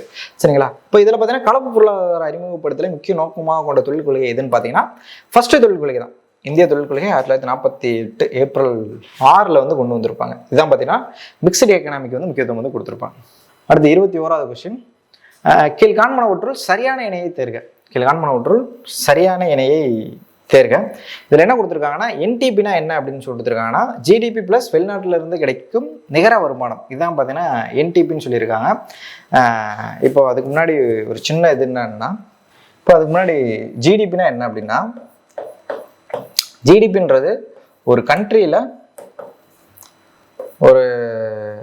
ஒரு வருஷத்தில் உற்பத்தி ஆகிற ஃபைனல் குட்ஸ் அண்ட் சர்வீஸோட மணி வேல்யூ தான். ஃபைனல் குட்ஸ் அண்ட் சர்வீஸோட மணி வேல்யூ தான் என்ன சொல்லியிருக்காங்கன்னா ஜிடிபின்னு சொல்லியிருக்காங்க. அதாவது ஒரு வருஷத்தில் அந்த நாட்டோட எல்லைக்குள்ள என்னென்ன பொருள் வந்து உற்பத்தி ஆகுதோ அதோட மணி வேல்யூ தான் வந்து ஜிடிபி அப்படின்னு வந்து சொல்லியிருக்காங்க. சரிங்களா, சரி, அதுக்கிட்ட ஜிஎன்பின்னு ஒன்று இருக்குது. ஜிஎன்பி அதாவது கிராஸ் நேஷனல் ப்ராடக்ட். இது வந்து டொமஸ்டிக் ப்ராடக்ட், இது வந்து நேஷனல் ப்ராடக்ட். சரி, இதுலேருந்து ஏன் வந்து இதை வந்து கொண்டு வந்திருக்காங்கன்னா இந்த இதில் ஒரு சில சிக்கல்கள் வந்து இருக்குது. ஏன்னா இப்போ வந்து இதில் வந்து ஒரு வார்த்தை வந்து சொல்லியிருக்காங்க என்னன்னா, ஒரு நாட்டில் ஒரு வருஷத்தில் ஒரு நாட்டோட எல்லைக்குள்ள ஒரு வருஷத்தில் உற்பத்தி ஆகிற பண்டங்கள் மற்றும் பணிகளோட பண மதிப்பு அப்படின்னு சொல்லிட்டாங்க. இப்போ இதில் என்ன பிரச்சனை இருக்குது அப்படின்னா, இப்போ நம்ம இந்தியர்கள் வந்து வெளிநாட்டில் போய் வேலை பார்ப்பாங்க, அவங்களோட சம்பளம் என்னன்னு பார்த்தீங்கன்னா இந்தியாவுக்கு வரும். அதுக்கப்புறம் பார்த்தீங்கன்னா வெளிநாட்டிலேருந்து இந்தியாவுக்குள்ளே சில பேர் தொழில் தொடங்குறதுக்கும் வேலை பார்க்கவும் வந்திருப்பாங்க. அவங்களோட சம்பளமும் லாபமும் எங்கே போகும்னா அவங்க நாட்டுக்கு போகும். அப்போ அதெல்லாம் என்ன பண்ணணும்னா கொஞ்சம் அட்ஜஸ்ட்மெண்ட் பண்ணணும். அட்ஜஸ்ட்மெண்ட் பண்ணுறதுக்காக கொண்டு வந்தது தான் ஜிஎன்பி அப்படின்றாங்க. அதாவது ஜிஎன்பினா என்ன அப்படின்னா ஜிடிபியிலேருந்து நெட் இன்கம் ஃப்ரம் அப்ராடாக கூட்டிக்கிறாங்க. நெட் இன்கம் ஃப்ரம் அப்ராடை வந்து கூட்டிக்கிறாங்க. ஏன்னா இதில் வந்து நம்ம இந்தியர்கள் வந்து வெளிநாட்டில் போய் சம்பாதிச்சிருப்பாங்க, அவங்களோட வருமானத்தை வந்து சேர்க்க முடியாது. ஏன்னா இதில் வந்து ஒரு கண்டிஷன் வந்து கொடுத்துருக்காங்க என்னன்னா, அந்த நாட்டோட எல்லைக்குள்ள ஒரு வருஷத்தில் அந்த நாட்டோட எல்லைக்குள்ள யார் சம்பாதிக்கிறாங்களோ என்ன பொருள் உற்பத்தி ஆகுதோ அவங்கள மட்டும் தான் என்ன பண்ணிக்கணும், ஜிடிபியில் ஆட் பண்ணணும். வெளிநாட்டிலேருந்து எந்த ஒரு பணத்தையும் என்ன பண்ணக்கூடாதுன்னு ஆட் பண்ணக்கூடாது. அப்போ அந்த அட்ஜஸ்ட்மெண்ட் எதில் பண்ணாங்கன்னா ஜிஎன்பியில் பண்ணுறாங்க. இதான் பார்த்தீங்கன்னா மொத்த நாட்டு உற்பத்தி அப்படின்றாங்க, இது மொத்த உள்நாட்டு உற்பத்தி அப்படின்றாங்க. சரிங்களா, சரி, இதுல இருந்து தேய்மானத்தை கழிச்சது போக கிடைக்கிறதா பார்த்தீங்கன்னா என்என்பி அப்படின்றாங்க. என்என்பி ஜிஎன்பியிலேருந்து தேய்மானத்தை கழிச்சது போக தான் பார்த்தீங்கன்னா என்என்பி அப்படின்றாங்க. இதுதான் பார்த்தீங்கன்னா ஒரு நாட்டோட உண்மையான வருமானம் அப்படின்றாங்க. சரிங்களா, சரி, இப்போ பார்த்தீங்கன்னா நிகர உள்நாட்டு உற்பத்தி என்டிபி அப்படின்னா என்னன்னு சொல்லியிருக்காங்கன்னா ஜிடிபி ப்ளஸ் வெளிநாட்டில் இருந்து கிடைக்கும் நிகர வருமானம் சொல்லியிருக்காங்க. இது வந்து என்டிபியில் ஜிஎன்பி, இது பார்த்தீங்கன்னா என்டிபியில் ஜிஎன்பி. சரிங்களா, ஜிஎன்பி. சரிங்களா, அப்போ ஃபர்ஸ்ட் ஸ்டேட்மெண்ட் பார்த்தீங்கன்னா தப்பு. சரி, நிகர நாட்டு உற்பத்தினா என்என்பின்றாங்க. சரி,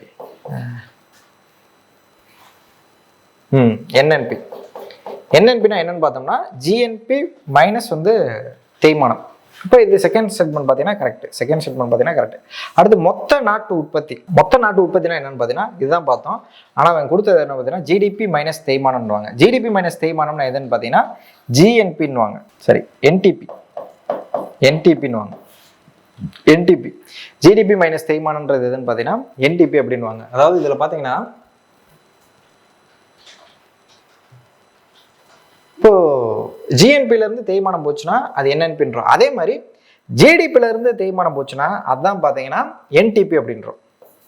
என்டிபினா என்ன அப்படின்னா ஜிடிபியிலேருந்து தேய்மானம் போச்சுன்னா அதுதான் பார்த்தீங்கன்னா என்டிபி அப்படின்றோம். ஜிடிபியிலேருந்து ஜிஎன்பி வருது.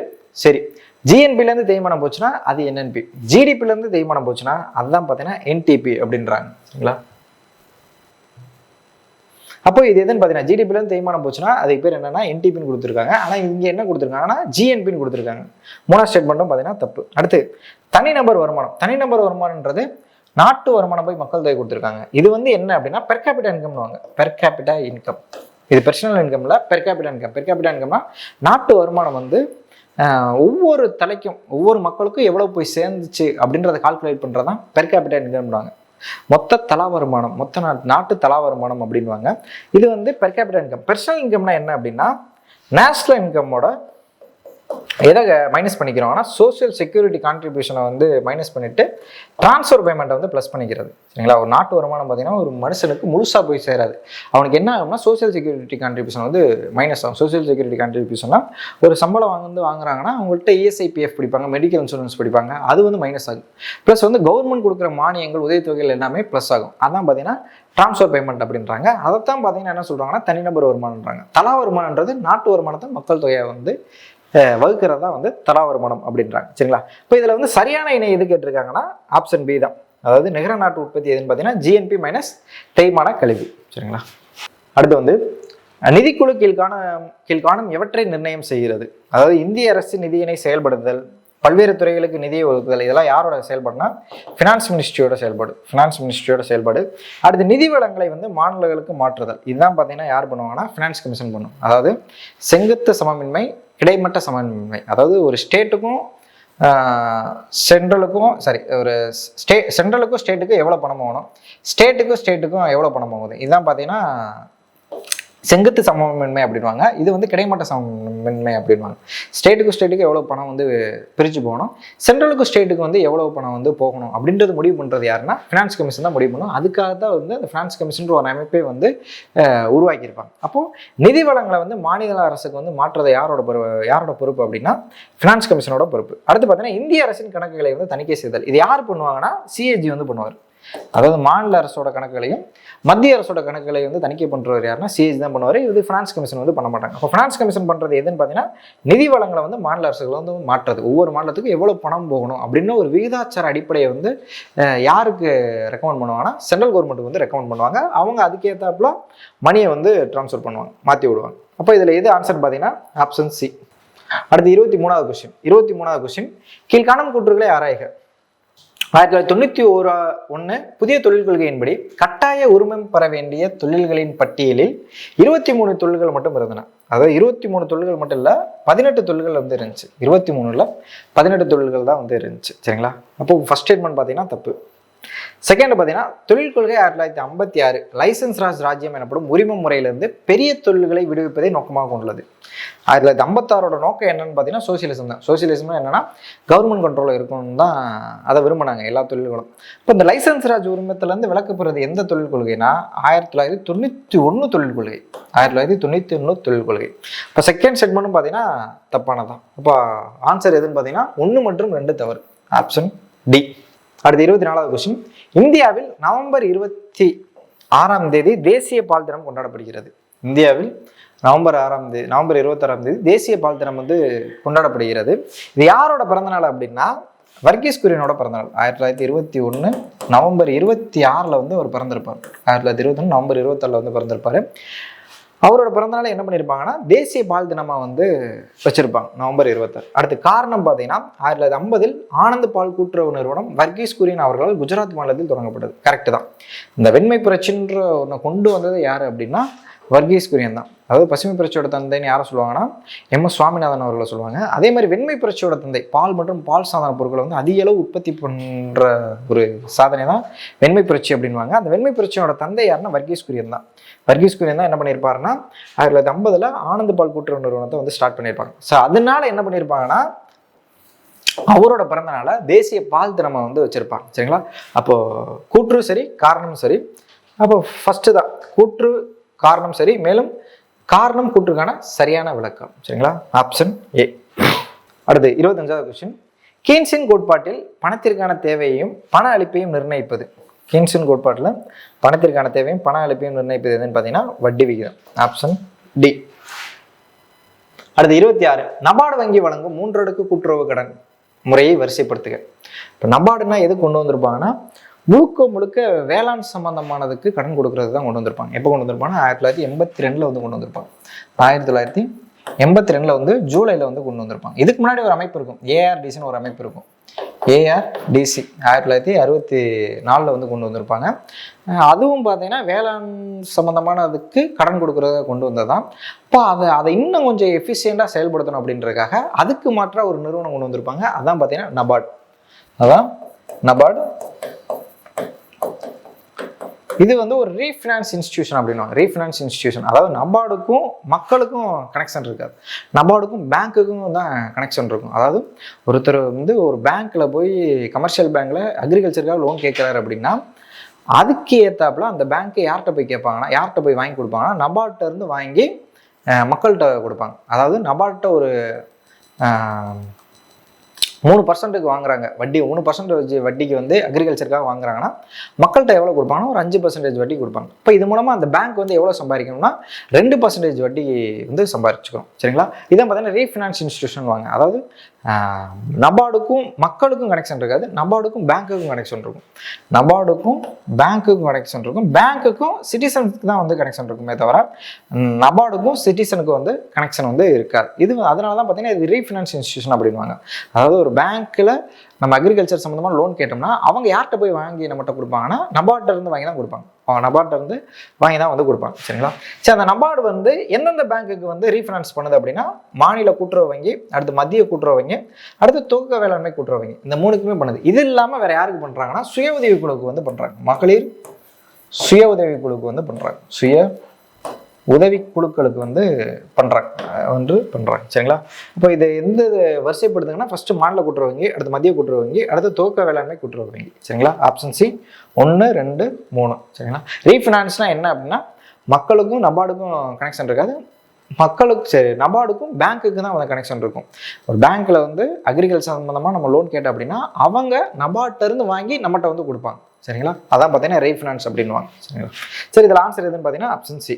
அடுத்த மாநிலங்களுக்கு இடையான விற்பனையின் போது ஐஜிஎஸ்டி பற்றியவற்றில் சரியானதை தேர்க. ஐஜிஎஸ்டி பற்றியவற்றில் சரியானதை வந்து தேர்க. சரிங்களா? இப்போ மொத்தம் 3 ஜிஎஸ்டி இருக்கும். ஸ்டேட் ஜிஎஸ்டி, சென்ட்ரல் ஜிஎஸ்டி, அடுத்து ஐஜிஎஸ்டின்னு வாங்க. ஒரு ஸ்டேட்டுக்குள்ளே ஒரு பொருள் உற்பத்தி ஆகி அதே ஸ்டேட்டில் வந்து சேல்ஸ் ஆகுது அப்படின்னா எந்த ஜிஎஸ்டி போடுவாங்கன்னா ஸ்டேட் ப்ளஸ் சென்ட்ரல் ஜிஎஸ்டி போடுவாங்க. சரிங்களா? ஸ்டேட் ப்ளஸ் சென்ட்ரல் ஜிஎஸ்டி போடுவாங்க. அதே இது ஒரு ஸ்டேட்டில் வந்து ஒரு பொருள் உற்பத்தி ஆகுது, அது இன்னொரு ஸ்டேட்டில் வந்து சேல்ஸ் ஆகுது அப்படின்னா அந்த இதுக்கு வந்து எந்த வரி போடுவாங்கன்னா ஐஜிஎஸ்டி வந்து போடுவாங்க. ஒரே ஸ்டேட்லேயே உற்பத்தி ஆகி ஒரே ஸ்டேட்லேயே சேல்ஸ் ஆச்சுன்னா ஸ்டேட் ப்ளஸ் சென்ட்ரல் ஜிஎஸ்டி போடுவாங்க. ஒரு ஸ்டேட்டில் உற்பத்தி ஆகி இன்னொரு ஸ்டேட்டில் சேல்ஸ் ஆகுதுன்னா அதில் வந்து ஐஜிஎஸ்டி வந்து போடுவாங்க. சரிங்களா? இதான் பார்த்தீங்கன்னா ஐஜிஎஸ்டின்னு. ஒன்றிய அரசு அந்த வருவாயை இட அடிப்படையில் பகிர்ந்து கொள்ளும். கரெக்ட். சின்ன ஸ்டேட்டுக்கு கம்மியாகவும் பெரிய ஸ்டேட்ஸுக்கு அதிகமாக வந்து கொடுப்பாங்க ஐஜிஎஸ்டியை. சரி, ஓகே. அடுத்து பார்த்தீங்கன்னா ஒன்றிய அரசும் மாநில அரசுகளும் வருமானத்தை சமமாக பகிர்ந்து கொள்வது இட அடிப்படையில் தான் வந்து பகிர்ந்து கொள்ளும். இப்போ செகண்ட் ஸ்டேட்மெண்ட் பார்த்தீங்கன்னா தப்பு. மூணாவது பார்த்தீங்கன்னா உதாரணமாக தமிழ்நாட்டில் உற்பத்தியான சரக்கு கர்நாடகாவில் இறுதியாக விற்கப்பட்டால் முழு வருவாயும் தமிழ்நாட்டுக்கு வரும். இது தப்பு. அதாவது ஐஜிஎஸ்டின்னு என்னன்னு சொல்லியிருக்கோம்னா ஒரு ஸ்டேட்டில் உற்பத்தி ஆகி இன்னொரு ஸ்டேட்டில் சேல்ஸ் ஆச்சுன்னா அதில் ஐஜிஎஸ்டி வந்து போடுவாங்க. இப்போ எக்ஸாம்பிள் பார்த்தீங்கன்னா தமிழ்நாட்டில் ஒரு பொருள் வந்து உற்பத்தி ஆகுது, அது எங்கே சேல்ஸ் ஆகுதுன்னா கர்நாடகாவில் வந்து சேல்ஸ் ஆகுது அப்படின்னா எந்த இடத்துல சேல்ஸ் ஆச்சோ அந்த இடத்துக்கும் ப்ளஸ் சென்ட்ரலுக்கும் என்ன பண்ணிக்கிறோம், பிரிச்சுக்கிறோம். ஐஜிஎஸ்டி யார் போடுவாங்கன்னா சென்ட்ரல் கவர்மெண்ட் வந்து போடுவாங்க. அதை யாருக்கு ஷேர் பண்ணிக்கிறாங்கன்னா ஒரு பங்கை அவங்க எடுத்துக்கிட்டு இன்னொரு பங்கை யார்கிட்ட கொடுப்பாங்கன்னா எந்த இடத்துல சேல்ஸ் ஆச்சோ அந்த இடத்துக்கு கொடுப்பாங்க. அதாவது கர்நாடகாவுக்கு கொடுப்பாங்க, உற்பத்தியான தமிழ்நாட்டுக்கு கொடுக்க மாட்டாங்க. எந்த இடத்துல லாஸ்ட்டாக சேல்ஸ் ஆச்சோ அந்த இடத்துக்கு தான் வந்து கொடுப்பாங்க. அப்போ மூணாவது ஸ்டேட்மெண்ட் பார்த்தீங்கன்னா தப்பு. இப்போ இதில் எது ஆன்சர் பார்த்தீங்கன்னா 1 மட்டும் கரெக்ட், ஆப்ஷன் ஏ. அடுத்து கீழ்காண்பனவற்றுள் வேறுபட்ட ஒன்றை தேர்க. எதுன்னு பார்த்தீங்கன்னா வானவில் புரட்சி, புதிய வேளாண் தொழில்நுட்பம், விதை உரங்கள், தண்ணீர் தொழில்நுட்பம். இதெல்லாம் வந்து எதோட தொடர்புடையதுன்னா பசுமை புரட்சியோட தொடர்புடையது. பசுமை புரட்சியோட தொடர்பு தான் வானவில் புரட்சி, புதிய வேளாண் தொழில்நுட்பம், விதை உரங்கள், தண்ணீர் தொழில்நுட்பம். இதெல்லாம் 1965 கொண்ட பசுமை புரட்சியோட ஒரு பார்ட்டு தான். எது மட்டும் டிஃப்ரெண்ட் பார்த்தீங்கன்னா வட்டப்புரட்சி தான் வந்து டிஃப்ரென்ஸ். வட்டப்புரட்சினா என்னன்னா உருளைக்கிழங்கு உற்பத்தியை வந்து அதிகப்படுத்துறது. அதாவது இது என்னன்னா இதோட ஒரு பார்ட்டு தான், வானவில் புரட்சியோட ஒரு பார்ட்டு தான். மாணவர் புரட்சியோட ஒரு பார்ட் தான். இப்போ இது மட்டும் என்னன்னு பார்த்தீங்கன்னா டிஃப்ரெண்ட்டாக இருக்குது. இந்த மூணும் பார்த்தீங்கன்னா சேம் தான். இப்போ இது மட்டும் ஆன்சர் பார்த்தீங்கன்னா ஆப்ஷன் சி.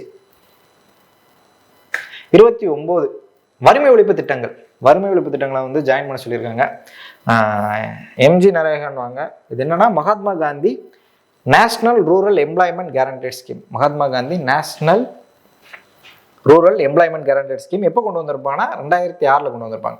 அது 2006 கொண்டு வரும்போது மகாத்மா காந்தின்லாம் சொல்லியிருக்க மாட்டாங்க. National rural employment guaranteed scheme தான் கொண்டு வந்திருப்பாங்க. 2009 தான் பேர் மாற்றிருப்பாங்க. மகாத்மா காந்தின்னு வந்து பேரை வந்து ஜாயின் பண்ணி விட்டுருப்பாங்க. மகாத்மா காந்தின்னு பேரை வந்து ஜாயின் பண்ணி விட்டுருப்பாங்க. சரி, அடுத்து வந்து புரா ஸ்கீம்ஸ். புரா ஸ்கீம்ஸ் எப்போ கொண்டு வந்திருப்பாங்கன்னா 2004 வந்து கொண்டு வந்திருப்பாங்க. புரான்னா என்னன்னா providing urban amenities to rural area.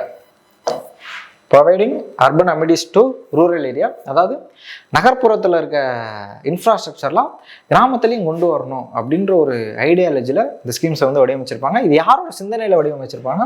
APJ Abdul Kalam வந்து அவரோட புக்கில் வந்து எழுதியிருப்பார். அந்த ஒரு இதை எடுத்து என்ன பண்ணியிருப்பாங்கன்னா இந்த ஸ்கீம்ஸை வந்து வடிவமைச்சிருப்பாங்க. இது எப்போ கொண்டு வந்திருப்பாங்கன்னா 2004 வந்து கொண்டு வந்திருப்பாங்க.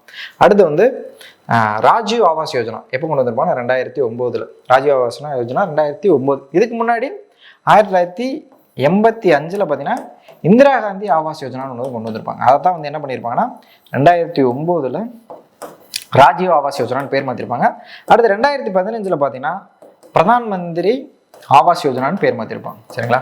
ராஜீவ் ஆவாஸ் யோஜனான்றது எப்போனா 2009. ஆவாஸ்னா என்னன்னா வீடு, ஆவாஸ் யோஜனானா வீடு கட்டும் திட்டம். 30வது கொஸ்டின், இந்தியாவில் முதலாக நிறுவப்பட்ட இந்திய தொழில்நுட்ப கழகம் எந்த ஐடின்னு பார்த்தீங்கன்னா ஐஐடி கோரக்பூர் தான். 1951 வந்து உருவாக்கியிருப்பாங்க. ரொம்ப ஃபேமஸான ஐஐடி. சுந்தர் பிச்சை கூட இவங்க தான் இங்கே தான் படிச்சிருப்பாங்க. சரி, அடுத்து சென்னை ஐஐடி எப்போ கொண்டு வந்திருப்பாங்கன்னா 1958. ஐஐடி பாம்பே வந்து எப்போ கொண்டு வந்திருப்பாங்க 1957. ஐஐடி டெல்லி வந்து எப்போ கொண்டு வந்திருப்பாங்க 1961. சரி, ஃபர்ஸ்ட் எந்த ஐஐடி கொண்டு வந்திருப்பாங்கன்னா 1951 கோரக்பூர் ஐஐடி தான். Option D. அடுத்து 31வது கொஸ்டின், பசல் பீமா யோஜனா பற்றிய கூற்றுகளை ஆராய்க. பசல் பீமா யோஜனா. பசல்னா என்னன்னா பயிர்னு அர்த்தம். பசல்னா பயிர், பீமானா காப்பீடு. பீமானா காப்பீடு. அப்போ பயிர் காப்பீடு திட்டம், யோஜனான திட்டம், பயிர் காப்பீடு திட்டம் பற்றிய கூற்றுகளை ஆராய்ன்னு சொல்லியிருக்காங்க. இது எப்போ கொண்டு வந்திருப்பாங்கன்னா 2016 பிப்ரவரி 18 வந்து கொண்டு வந்திருப்பாங்க. 2016 பிப்ரவரி 18 வந்து கொண்டு வந்திருப்பாங்க. ஆனால் அது அப்படியே வந்து மாற்றி கொடுத்துருக்காங்க. ஃபர்ஸ்ட் ஸ்டேட்மெண்ட் பார்த்தீங்கன்னா தப்பு. செகண்ட் பார்த்தீங்கன்னா இது கோடைகால பயிர்களுக்கு எத்தனை பர்சன்டேஜ்னா 1.5 கொடுத்துருக்காங்க. 1.5ல் 2%. அடுத்து குழுவை சாகுபடி பயிர்களுக்கு வந்து எவ்வளோ கொடுத்துருப்பாங்கன்னா 2ல் 1.5. அடுத்து பணப்பயிர்களுக்கு பார்த்தீங்கன்னா 4ன்னு சொல்லியிருக்காங்க. 4ல் 5. இப்போ 2 ஸ்டேட்மெண்ட்டுமே பார்த்தீங்கன்னா தப்பு தான். இப்போ இதில் ஆன்சர் எதுன்னு பார்த்தீங்கன்னா 1 மற்றும் 2 தவறு. அடுத்து 32வது கொஸ்டின், கீழ்காண்பனவற்றில் வரிசைப்படுத்துக. அதாவது வருஷத்தை வச்சு வரிசைப்படுத்த சொல்லியிருக்காங்க. காண்ட்லா ஏற்றுமதி செயலாக்க மண்டலம் எங்கே இருக்குன்னா குஜராத்தில் இருக்குது. எப்போ கொண்டு வந்திருப்பாங்கன்னா 1965 கொண்டு வந்திருப்பாங்க. அதாவது ஃபர்ஸ்ட் இது வந்து ஸ்பெஷல் எக்கனாமிக்ஸ் சொல்லுவாங்க. ஸ்பெஷல் எக்கனாமிக்ஸ்ன்ற வார்த்தையை வந்து 2000 தான் யூஸ் பண்ணியிருப்பாங்க. ஆனால் அதுக்கு முன்னாடியே எக்ஸ்போர்ட்டுக்காக ஒரு ஸ்பெஷல் எக்கனாமிக்ஸ் ஒன் மாதிரி உருவாக்குனது எங்கன்னா ஃபர்ஸ்ட் குஜராத்தில் தான், காண்ட்லாவில் தான் வந்து உருவாக்கியிருப்பாங்க 1965. அடுத்து டிஜிட்டல் இந்தியா வந்து எப்போ கொண்டு வந்திருப்பாங்கன்னா 2015 வந்து கொண்டு வந்திருப்பாங்க. மெட்ராஸ் ஏற்றுமதி செயலாக்க மண்டலம் எப்போனா 1984 தாம்பரத்தில் தான் ஹெட் குவார்ட்டர்ஸ் வந்து இருக்கும். மெப்ஸ் அப்படின்வாங்க. 1984 வந்து கொண்டு வந்திருப்பாங்க. ஸ்டார்ட் அப் இந்தியா வந்து எப்போ கொண்டு வந்திருப்பாங்கன்னா ஜனவரி 16 2016 வந்து கொண்டு வந்திருப்பாங்க. இப்போ இதில் வந்து ஆர்டர் பிரகாரம் பார்த்தோம்னா ஃபர்ஸ்ட் 1 2 சரி 1 3 2 4 1 3 2 4 ஆப்ஷன் ஏ. அடுத்து 33வது கொஸ்டின், கீழ்காண்பவைகளில் சரியான இணையை தேர்க. திட்டம் அதோட நோக்கத்தை வச்சு எந்த இணை வந்து சரியா புரிந்திருக்கு அப்படின்னு கேட்டிருக்காங்க. இந்திரா ஆவாஸ் யோஜனா 1985 வந்து கொண்டு வந்திருப்பாங்க. ஆவாஸ்னா சொன்னது என்னன்னா வீடு கட்டும் திட்டம் தான். ஆவாஸ்னாலே வீடு கட்டும் திட்டம் தான். மின் இணைப்பு வழங்கும் திட்டம் கொடுத்துருக்காங்க. இது தப்பு. ஃபர்ஸ்ட் பார்த்தீங்கன்னா தப்பு. அடுத்து பாரத் நிர்மாண் யோஜனா 2005 வந்து கொண்டு வந்திருப்பாங்க. இதோட நோக்கம் என்னன்னா ரூரல்ல வந்து டெவலப்மெண்ட் பண்ணணும். அதாவது ஊரக கட்டமைப்பை மேம்படுத்த திட்டம். செகண்ட் பார்த்தீங்கன்னா கரெக்ட். சரி, செகண்ட் பார்த்தீங்கன்னா கரெக்ட். அடுத்து ஜனனி சுரக்ஷா யோஜனா எப்போ கொண்டு வந்திருப்பாங்கன்னா 2005 தான் வந்து கொண்டு வந்திருப்பாங்க. இதோட நோக்கம் என்ன, பெண்களுக்கு தேசிய திருமண நிதியுதவி திட்டம்னு சொல்லியிருக்காங்க. தேசிய திருமண நிதியுதவி திட்டம் இல்ல, பேறுகால நிதியுதவி திட்டம். பேறுகால நிதியுதவி திட்டம். இப்போ மூணாவது பார்த்தீங்கன்னா தப்பு. நாலாவது பார்த்தீங்கன்னா ராஷ்ட்ரிய மத்தியமிக் சிக்ஷா அபியான் 2009 இடைநிலை கல்விக்காக கொண்டு வந்திருப்பாங்க. கரெக்ட். அப்போ எது மட்டும் கரெக்ட்னா 2, 4 மட்டும் கரெக்ட். எங்கன்னா ஆப்ஷன் டி 2 மற்றும் 4 கரெக்ட். அடுத்து 34வது கொஸ்டின். எண்ணெய் மற்றும் எரிவாயு வளங்களை எடுப்பதற்காக 1956ஆம் ஆண்டில் எண்ணெய் மற்றும் எரிவாயு கழகம் எங்கு உருவாக்கப்பட்டது? ONGC அப்படின்வாங்க, oil and nature gas commission அப்படின்வாங்க. இது எப்போ 1956 எங்கே உருவாக்கியிருப்பாங்கன்னா உத்தரகாண்டில் டோராடூனில் தான் வந்து உருவாக்கியிருப்பாங்க. டிக்பாயில் என்ன பண்ணியிருப்பாங்கன்னா 1889 எண்ணெய் வயல் வந்து உருவாக்கியிருப்பாங்க. எண்ணெய் வயல் வந்து உருவாக்கியிருப்பாங்க. டோஸ்டன்ற பகுதியில் என்ன உருவாக்கியிருப்பாங்கன்னா 1818 பருத்தியோட ஃபர்ஸ்ட் ஆலை வந்து எங்கே உருவாக்கியிருப்பாங்கன்னா க்ளோஸ்டர், வெஸ்ட் பெங்காலில் வந்து உருவாக்கியிருப்பாங்க. ரிஸ்ரானா எதுக்காகனா 1854 ரிஸ்ரான்ற பகுதியில் சணலுக்காக ஃபர்ஸ்ட் ஒரு ஆலை எங்கே உருவாக்கியிருப்பாங்கன்னா ரிஸ்ரால தான் வந்து உருவாக்கியிருப்பாங்க. இப்போ இதில் ஆன்சர் எதுன்னு பார்த்தீங்கன்னா ONGC எங்கே உருவாக்கியிருப்பாங்கன்னா ஆப்ஷன் பி டேராடூன். சரி, 35வது கொஸ்டின். பிரதம மந்திரி வித்யா திட்டம் கீழ்காணும் எதோட தொடர்புடையது? வித்யானா என்னன்னா கல்வியோட தொடர்புடையது. வித்யானா ஆன்லைன் கல்வின்னு வச்சுக்கோங்க. வித்யானாலே அது வந்து கல்வி தான். வித்யானா ஆன்லைன் கல்வி. அப்போ ஆன்லைன் வழியாக கல்வி கற்றலை வந்து கொண்டு வரதான் பிரதம மந்திரி வித்யான்வாங்க. இது எப்போ கொண்டு வந்திருப்பாங்கன்னா 2020 வந்து கொண்டு வந்திருப்பாங்க. எதுக்காக கொண்டு வந்திருப்பாங்கன்னா அந்த டயத்தில் பேண்டமிக் வந்திருக்கும். இப்போ ஸ்கூல்ஸ் காலேஜ் யாருனாலையும் போயிருக்க முடியாது. சரி, அப்போ ஆன்லைன் மூலமாக எஜுகேஷன் வந்து சொல்லிக் கொடுக்கணும் அப்படின்றதுக்காக பிரதான் மந்திரி வித்யான்ற ஸ்கீம்ஸை வந்து கொண்டு வந்திருப்பாங்க. சரிங்களா? இதில் ஆப்ஷன் ஏ. அடுத்து 36வது கொஸ்டின். சுதந்திரத்திற்கு முன்னும் பின்னும் இந்தியாவின் தலைசிறந்த பொருளியல் அறிஞர்களாக டிஆர் காட்கில், சிஎன் வக்கீல், VKRV ராவ் ஆகியோரை குறிப்பிடலாம் என்று கூறியவர் யாருன்னா PR பிரமானந்தா தான் சொல்லியிருப்பார். ஆப்ஷன் சி, பிரமானந்தா தான் சொல்லியிருப்பார். அடுத்து 37வது கொஸ்டின். கீழ்காணும் கூற்றுகளை ஆராய்க.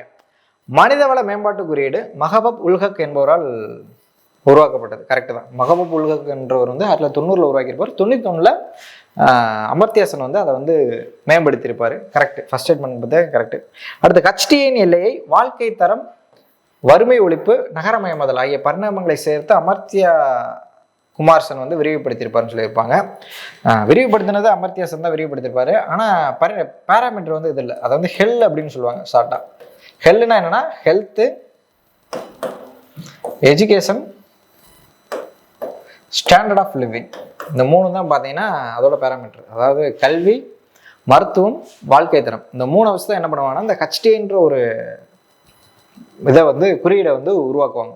யார் வந்து இந்த HTயை வந்து வெளியிடுவாங்கன்னா UNDPன்ற ஒரு அமைப்பு, யுனைடெட் நேஷன் டெவலப்மெண்ட் ப்ரோக்ராம். இவங்க தான் பார்த்தீங்கன்னா இந்த 3 பேராமீட்டரை வச்சு HTயை வந்து வெளியிடுவாங்க. யார் உருவாக்கியிருப்பாங்கன்னா மஹபூப் உல் ஹக் வந்து உருவாக்கியிருப்பாரு. மேம்படுத்தினது யாருன்னா அமர்த்தியா குமார் சென் வந்து மேம்படுத்தியிருப்பாரு. இந்தியாவை சேர்ந்த ஒரு பொருளாதார அறிஞர்.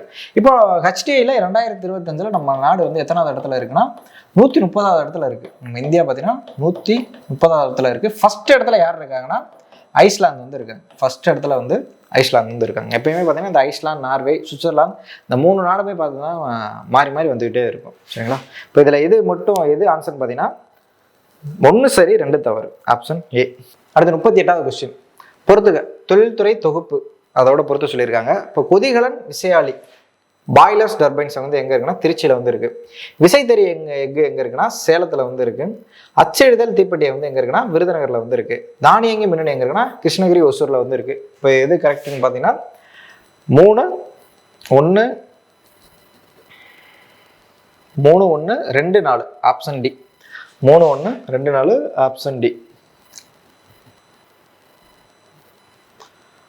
அடுத்து மாதாந்திர GST வருவாய் வசூலில் கீழ்காணும் எந்த மாதம் அதிகபட்ச வருவாயை பெற்றுள்ளது? எந்த மாதம்னா ஏப்ரல் 2024 தான் வந்து வாங்கியிருப்பாங்க. எத்தனை லட்சம் கோடினா 2 லட்சம் கோடி வந்து வருமானம் வந்து வந்திருக்கும். 2 லட்சம் கோடி வந்து அதிகமான வருமானம் வந்திருக்கும். இப்போ 2025 பட்ஜெட்டில் பார்த்தோம்னா எந்த டேக்ஸ் வந்து அதிகமான டேக்ஸ் வந்து வந்திருக்குன்னா ஃபர்ஸ்ட் இன்கம் டேக்ஸ், அடுத்து GST, அடுத்து கார்பரேட்டு, அடுத்து எக்ஸைஸ் டியூட்டி, அடுத்து கஸ்டம்ஸ். இந்த 5 இதில் தான் வந்து வந்திருக்கு. First income, GST, corporate, exercise, custom. இதுதான் பார்த்தீங்கன்னா அதோட வரிசை. எதில் வந்து எந்த இதில் அதிகமாக வந்திருக்குன்றது.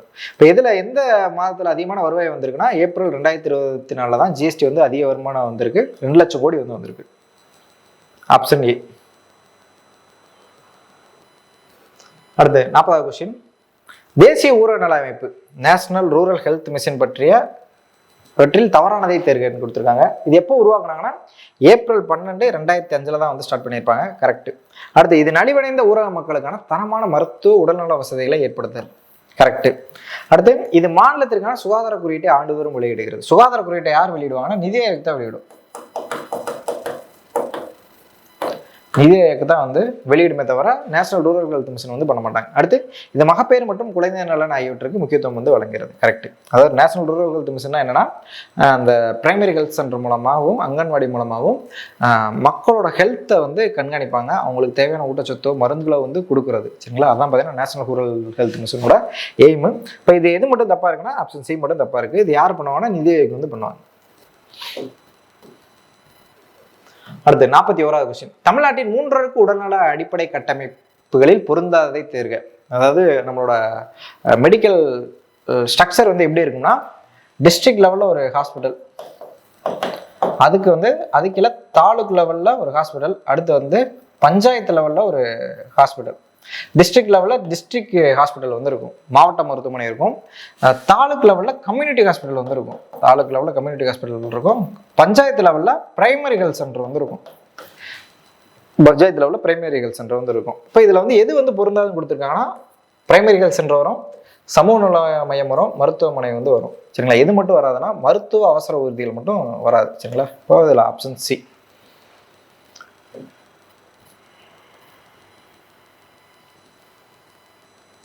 அடுத்து குறுகிய நிலை பணம் என அழைக்கப்படுபவை யாரு?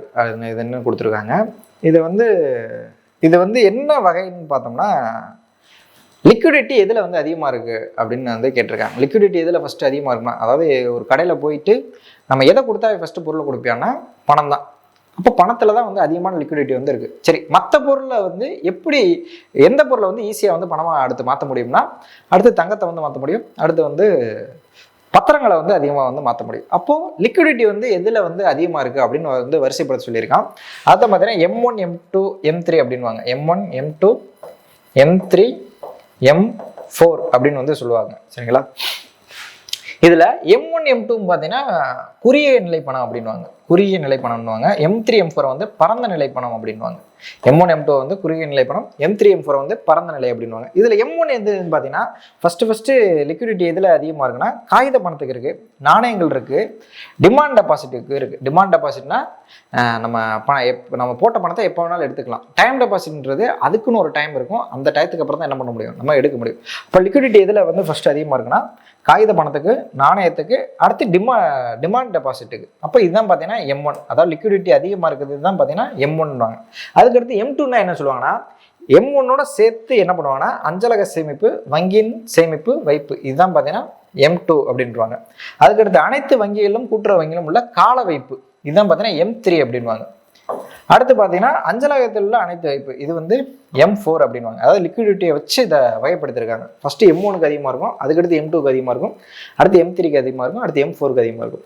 இந்த M3, M4 பார்த்தீங்கன்னா பரந்த நிலை பணம்வாங்க. M1, M2 பார்த்தீங்கன்னா குறுகிய நிலை பணம் அப்படின்னு வந்து சொல்லுவாங்க. இப்போ இதில் எது கேட்டிருக்காங்கன்னா குறுகிய நிலை பணம் என அழைக்கப்படுவதுன்னு பார்த்தீங்கன்னா M1, M2, அதாவது 3, 4. இப்போ இதில் எது ஆன்சர்னு பார்த்தீங்கன்னா ஆப்ஷன் பி.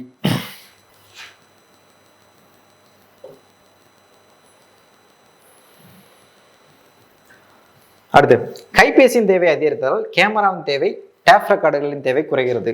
சரி, இது எவ்வகை வந்து வேலையின்மைன்னு கேட்டிருக்காங்க. எவ்வகை வேலையின்மைனா அமைப்புசார் வேலையின்மை. அமைப்புசார் வேலையின்மை ஆப்ஷன் டி. அமைப்புசார் வேலையின்மைனா டிமாண்ட் ஒன்று இருக்கும், ஆனால் நம்ம பொருள் வந்து வேறு மாதிரி இருக்கும். அதாவது ஒரு படிப்புன்னு எடுத்துக்கிட்டோம்னா இப்போ இங்கே சிஎஸ்ஐடிக்கு வந்து அதிகமான டிமாண்ட் இருக்கும், ஆனால் படித்தது ஃபுல்லாக என்ன படிச்சிருப்பாங்கன்னா மெக்கானிக்கல் இன்ஜினியரும் சிவில் இன்ஜினியரும் அதை வந்து படிச்சுட்டு மறுபடியும் எதுக்குள்ளே வருவாங்கன்னா சிஎஸ்ஐடிக்குள்ளே தான் வருவாங்க. சரிங்களா? டிமாண்ட் ஒன்று இருக்கும், அங்கே இருக்கிறது ஒன்று இருக்கும். சரிங்களா? இல்லை அப்படின்னா டிமாண்ட் இருக்க பொருள்னால மற்ற பொருளோட தேவை வந்து அழியிறது. சரிங்களா? அதுதான் பார்த்தீங்கன்னா அமைப்புசார் வேலையின்மை அப்படின்வாங்க. அடுத்து பார்த்தீங்கன்னா பிறழ்ச்சி வேலையின்மை ஃப்ரிக்ஷனல் அன்எம்ப்ளாய்மெண்ட் அப்படின்னு சொல்லுவாங்க. அதாவது ஒரு வேலையை விட்டு நின்று அடுத்த வேலைக்கு வந்து ஜாயின் பண்ணுறாங்க. அதுக்கு இடைப்பட்ட காலம் இருக்கும் பார்த்தீங்களா, ஒரு வேலையை விட்டு நின்று அடுத்த வேலைக்கு ஜாயின் பண்ணுறதுக்கு இடைப்பட்ட காலம் ஒரு 10 நாள் இருக்குன்னா அந்த 10 நாளுக்கும் என்ன இருப்போம்னா வேலை இல்லாமல் தான் இருப்போம். அந்த வேலையின்மை தான் பிறழ்ச்சி வேலையின்மை, இல்லைன்னா ஃப்ரிக்ஷனல் அன்எம்ப்ளாய்மெண்ட் அப்படின்றாங்க. அடுத்து வணிக சூழல் வேலையின்மைனா ஒரு நாட்டோட பொருளாதாரத்தில் இன்ஃப்ளேஷன் இருக்கும், டீஃப்ளேஷன் இருக்கும், டீஃப்ளேஷன் இருக்கும். அதாவது இன்ஃப்ளேஷன் இருக்கும்போது பொருளோட விலை வந்து உயரும், உற்பத்தி அதிகரிக்கும், வேலை வாய்ப்பு அதிகரிக்கும். அதே இது ரெசஷன் ஆகும்போது, பணமாட்டம் வரும்போது பொருளோட விலை குறையும், அதனால உற்பத்தி பாதிக்கப்படும், அதனால என்னன்னா வேலை வாய்ப்பு பாதிக்கப்படும். அதாவது மேலே இன்ஃப்ளேஷன் ஆகும், அடுத்து டீஃப்ளேஷன் ஆகும், இன்ஃப்ளேஷன் ஆகும், டீஃப்ளேஷன் ஆகும். இந்த இன்ஃப்ளேஷன் அப்போ என்ன ஆகுமா, உற்பத்தி அதிகரிக்கும், வேலை வாய்ப்பு அதிகரிக்கும். டீஃப்ளேஷன் அப்போ என்னன்னு பார்த்தீங்கன்னா பொருளோட விலை குறையும், அதனால் உற்பத்தி பாதிக்கப்படும், வேலை வாய்ப்பும் பாதிக்கப்படும். இப்போ இந்த டயத்தில் இந்த ரிசெஷன் ஆகிறப்ப பணவாட்டத்தப்ப என்னன்னு பார்த்தீங்கன்னா வேலை வாய்ப்பு வந்து அடியாகும். அதனால தான் அந்த ரெசஷன் பீரியடில் நிறைய எம்என்சி கம்பெனியில் நிறைய பணியாளர்களை வந்து லே ஆஃப் பண்ணுவாங்க, சரிங்களா. அப்போ அது மூலமாக வேலை வாய்ப்பு இழக்கிறது தான் பார்த்தீங்கன்னா வணிகச்சூழல் வேலையின்மை அப்படின்வாங்க. அதாவது வணிகச்சூழல் வந்து மாறி மாறி மாறி வரனால ஒரு வேலை வாய்ப்பு வந்து இழக்குது, அதுதான் பார்த்தீங்கன்னா வணிகச்சூழல் வேலையின்மைன்னுவாங்க.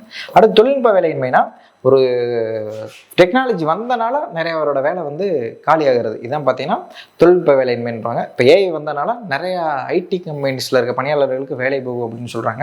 அப்போ அது பார்த்தீங்கன்னா தொழில்நுட்ப வேலையின்மை அப்படின்றாங்க, சரிங்களா. இப்போ இதில் பார்த்தீங்கன்னா எது கரெக்டுன்னு பார்த்தீங்கன்னா அமைப்புசார் வேலையின்மை, ஆப்ஷன் டி.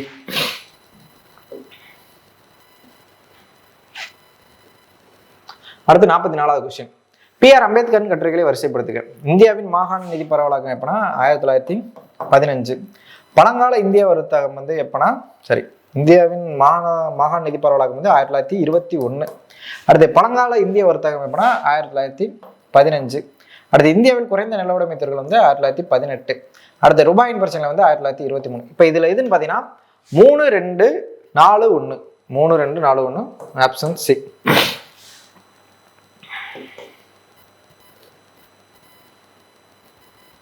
45வது கொஸ்டின். கீழ்காணும் கூற்றுகளை ஆராய்க.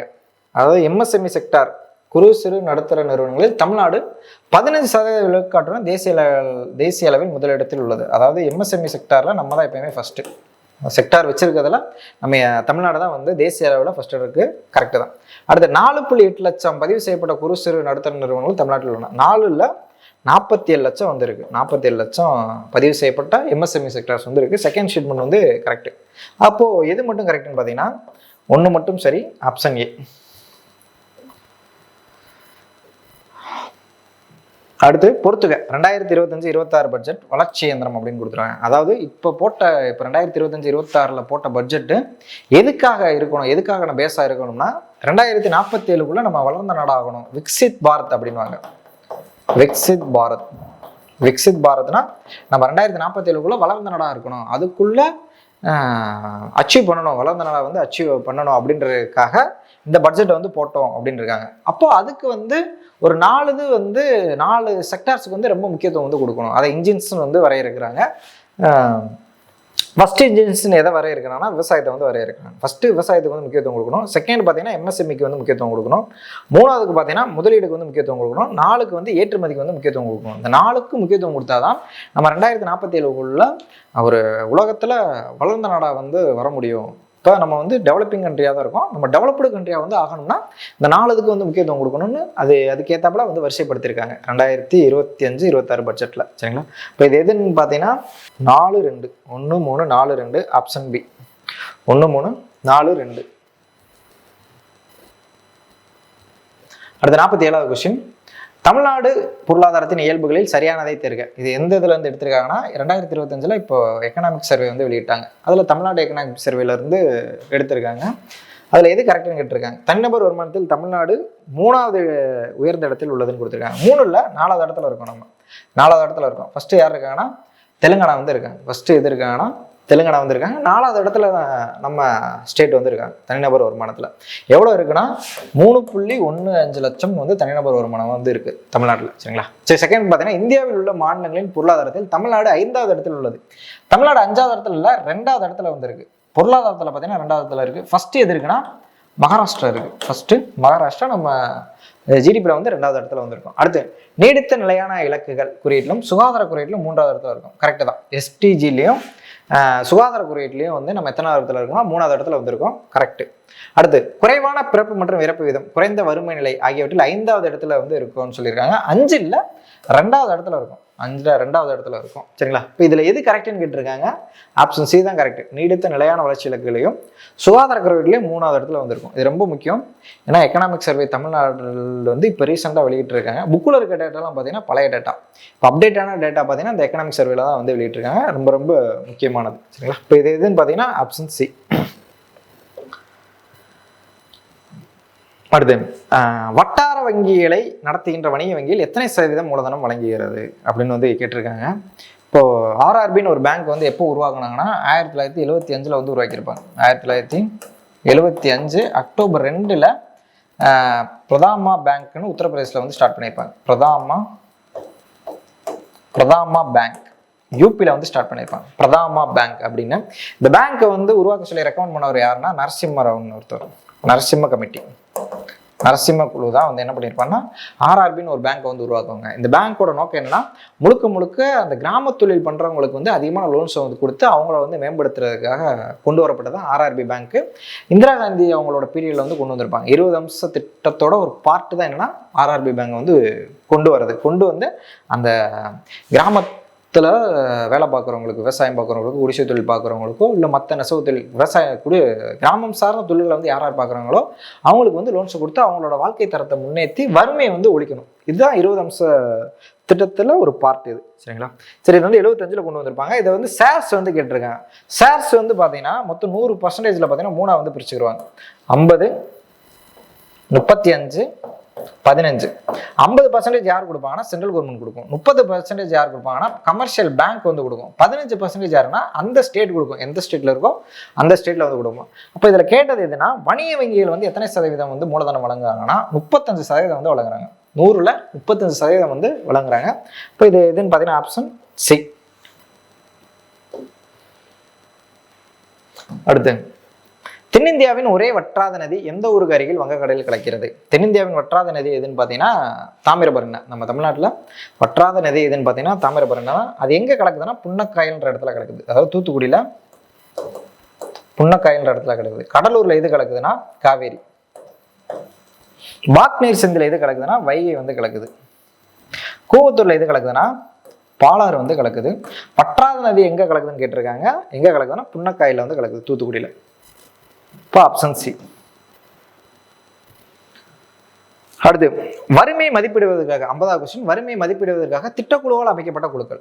வறுமை மதிப்பிடுவதற்காக திட்டக்குழுவால் அமைக்கப்பட்ட குழுக்கள் எதுன்னு கேட்டிருக்காங்க. 2 குழுக்கு வந்து அமைச்சிருப்பாங்க. நிறைய குழு அமைச்சிருப்பாங்க. இதில் கொடுத்ததுல 2 குழு. ஓகே அலாக் குழு எப்போனா 1977 வந்து போட்டிருப்பாங்க. டிடி லக்தவால குழு 1993 வந்து போட்டிருப்பாங்க.